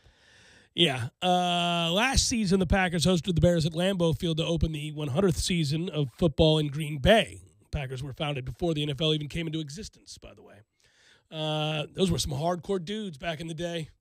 We're ready to play now. We can't just sit inside all year. It sucks. By the way, it is an all-time great series, to say the least, though. The Bears and the Packers have been playing forever, a century, right? The Packers hold a 97 wins, 95 losses, and 6 ties advantage. That's crazy. That is pretty nuts. And it's more crazy because I don't hear that every 5 seconds like the Duke, North Carolina stats that ESPN throws out there about total points and their record. It is remarkable, too, though, that record is so similar as well. But I know. You get tired of hearing it. But yes. outside of, and we have breaking news. Coach K has passed Bob Knight for the most Here wins we go again. in NCAA history, with Bob Knight in the building at Madison Square Garden. Wherever Bob Knight is now, he's surely screaming something racist and idiotic to somebody in a field somewhere who doesn't know who he is and asks themselves, why is that man in the red sweater hiding in a tree? So it's, It's his fort. He's waiting to ambush a friend. It's not a stranger, it's a friend. He's waiting to shoot his friend with pellets in the thigh. I'm going to hit him with my gold watch. He'll come down and break his nose and then desperately ask for somebody, plead, go get my sons. I want to kill them.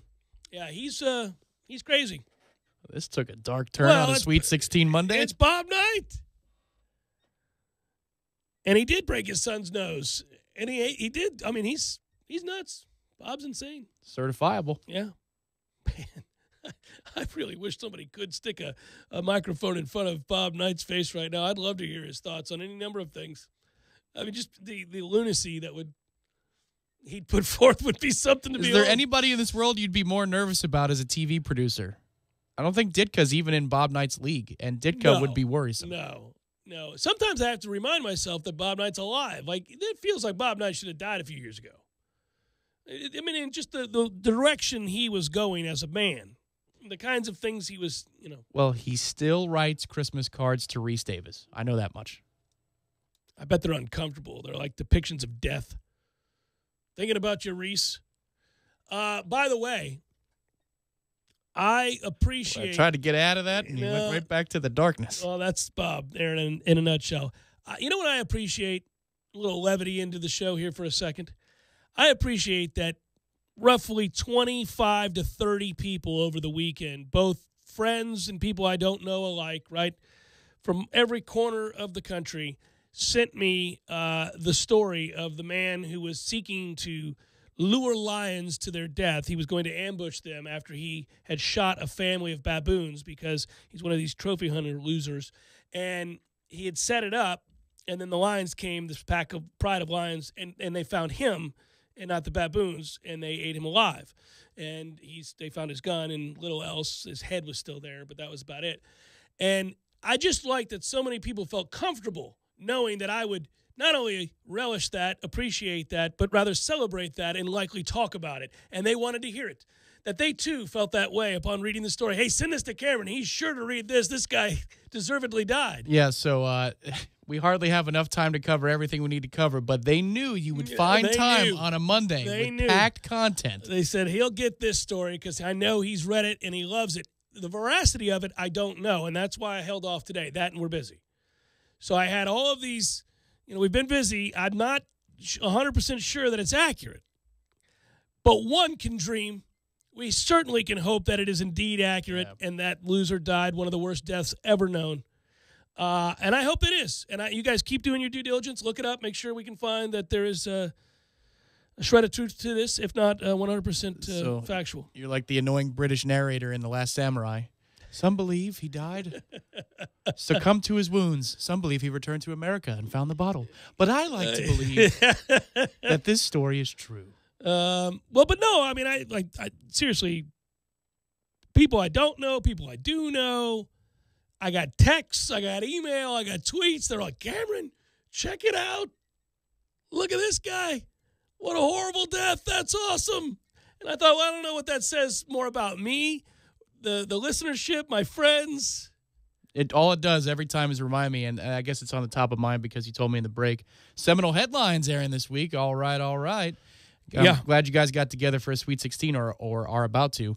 But when I was early working here, the first year I was working here, and it was Seminole Headlines was airing, and the phone rings, and I decided to pick it up. I don't usually pick it up. The guy goes, "This at is 6:30." I was like, "I'm here. What the hell? Let's hear what this guy has to say."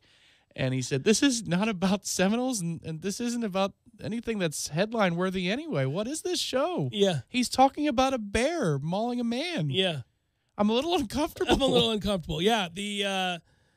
Yeah, well, no, and they listen. I mean, 37,468 likes from the tweet of trophy hunter eaten alive by lions after he murdered 3 baboon families. That's a lot. That's a lot of people celebrating this man's timely demise. So it might not be about the Seminoles, but this is a headline that I can get behind.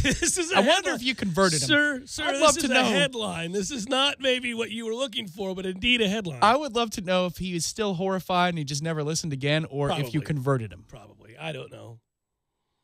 I don't worry about it. Who has the time? He wasn't angry. He was just, I'd like you to know this is not about the Seminoles. So he was just a concerned citizen. What is the headline? I mean, what is the title of the show? This is interesting content. We'll wrap it up momentarily.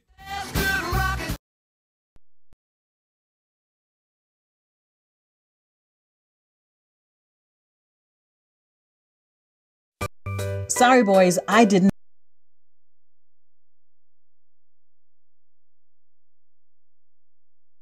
We got this. I thought I could handle it. We got this. Moving doesn't have to be a hassle. Call us first at 2 Men and a Truck. No matter the move, home or business, we'll make it a smooth one. I forgot something. We got this.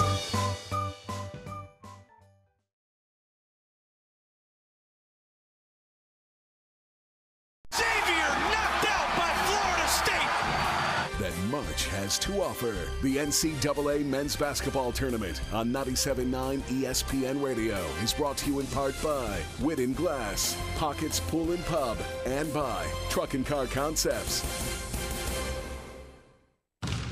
Live life.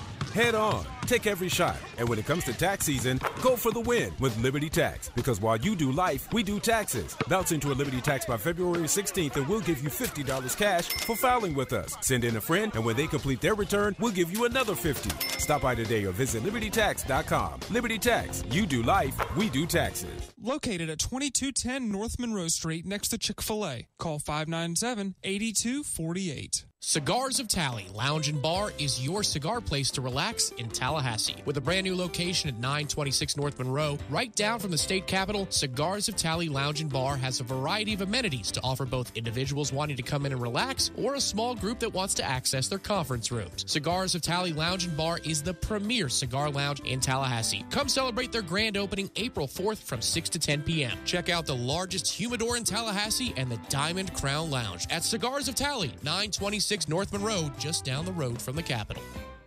FSU football is returning. Touchdown FSU! But before their drive to build a new winning season, Doak After Dark returns with another amazing concert. Classic hits from the 90s hit the stage again as MC Hammer brings his epic throwback party. Stop! Hammer time! Also featuring Tone Loc and Color Me Bad, the biggest hits of a generation. See the concert after the FSU spring game Saturday, April 6th. Hammer's House Party Live. Get your tickets now at Seminoles.com. Kendrick. Find new roads at the first annual Dale Earnhardt Jr. Race to 500. Shop our huge selection and get the biggest savings of the year. Everyone wins. Visit either of our 2 Tallahassee locations or DaleEarnhardtJr.Chevy.com. The Deck Pizza Pub in downtown Tallahassee salutes the men's basketball team for making the round of 16. From the folks who brought you Metro Deli, the Deck Pizza Pub, 224 East College Avenue in downtown Tallahassee. Online at deckpizzapub.com. Go Noles! The madness is coming to the corner pocket. They're in trouble. Desperation. Yes! Choose the place with Tallahassee's best TVs. The Corner Pocket's Vegas Wall. 8 50-inch crystal clear flat screens. You won't miss a second of the action. Corner Pocket's your headquarters for the most watched sporting event in America. For the win! Good! A miracle! Delicious food, the best drink specials. Connect to their free Wi-Fi and keep up with your bracket. From the opening tip to the cutting of the nets. Come see why Tallahassee loves the Corner Pocket. Oh, my goodness! This is Golick and Wingo. So Vontaze Burfict gets a 2-year deal worth $5 million to go to the Raiders. Listen, the one thing that's the most important trait in football is availability. And you never know when Vontaze Burfict is going to be available. Eventually, he's going to do something stupid, which is going to get him fined or suspended. So I would argue there's no way you can actually rely on Vontaze Burfict because you never know how long he's going to be out there, and that's the worst quality you can have as a teammate.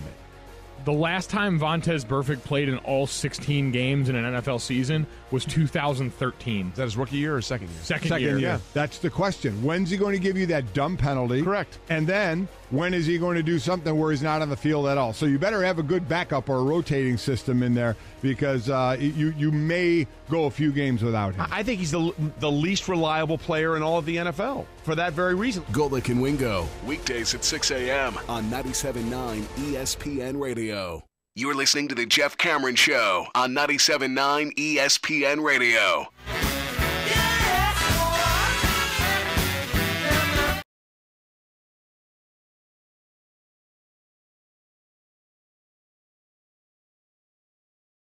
Like playing it out, huh? We were jamming the entire break. It's a good song. Sweet 16. It's a short segment. Let's see what you did there. Speaking of which, what the hell is coming on next? You'd think I'd check on these things, but I didn't. We got ESPN radio programming for you tonight. And then we got some announcements about some programming changes. Not, of course, to 3 to 6. We'd never touch that.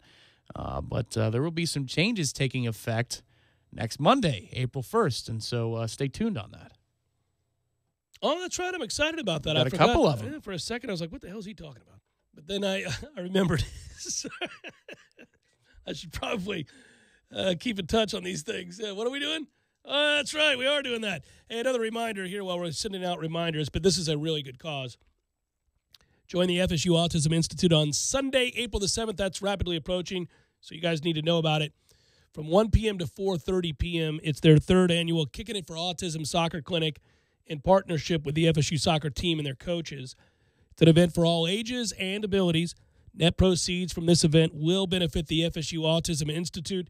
For more information, visit FSUcard.com. That's FSUcard.com. We have partnered for this event with the folks over there at Florida State, and we're very proud to do so. And I do believe that Coach Mark Krikorian is going to stop by at some point briefly to talk about the event and what it takes to be great in coaching. I bet we could pick his brain about being consistently in the second weekend, third weekend of the respective tournaments at the NCAA championship level, because he's very used to this. I like talking to Mark. I've had him on a few times and talked to him many times, and he's, well, I shouldn't say many, but a handful of times. He's great. And obviously he's done an unbelievable job here at Florida State, and I always sit around worrying we're going to lose him. Model of consistency, truly. Whole bunch of ass kicking. That's we do a lot of that. Yeah, except a lot for of football. sports. It's except just for in football. That's kind of the afterthought these days, isn't it? I think they returned to practice today. Well, nobody's allowed to see it. And most of the people that would be in town to cover it right now are leaving to go watch the basketball team. And I think most folks who are cynical and maybe a little reluctant would say, hey, well, if you give up a sack in a closed practice, did it really happen at all? Right. Let's just pretend everything's getting worked out over there. We'll take your word for it. until we see the first game against Boise State, and then we'll decide for ourselves. There's a headline today that said that Brady Scott is taking to his new role at guard, and I said, okay, maybe. Yeah. We'll see. How would we know? We're not allowed to see the practices, and we were told a lot of things last year about the offensive line and what that team was going to be, and, of course, none of it turned out to be true. Unless there was that one little guy in the corner going, guys, they're going to be awful. And I just didn't miss it. I didn't catch it. Here's my hope that they're devastated with what to do on Saturday the 6th because we're playing in a Final Four basketball game on the same day of the spring game. That'd be pretty cool. Our thanks to Coach Leonard Hamilton, who joined us in the first hour. If you missed it, remember the entire show gets posted as soon as this one ends on iTunes and in our own audio vault. Good work out of you, Tom. Good work, Matthew. Be well, everybody. Have a great night. Talk to you tomorrow.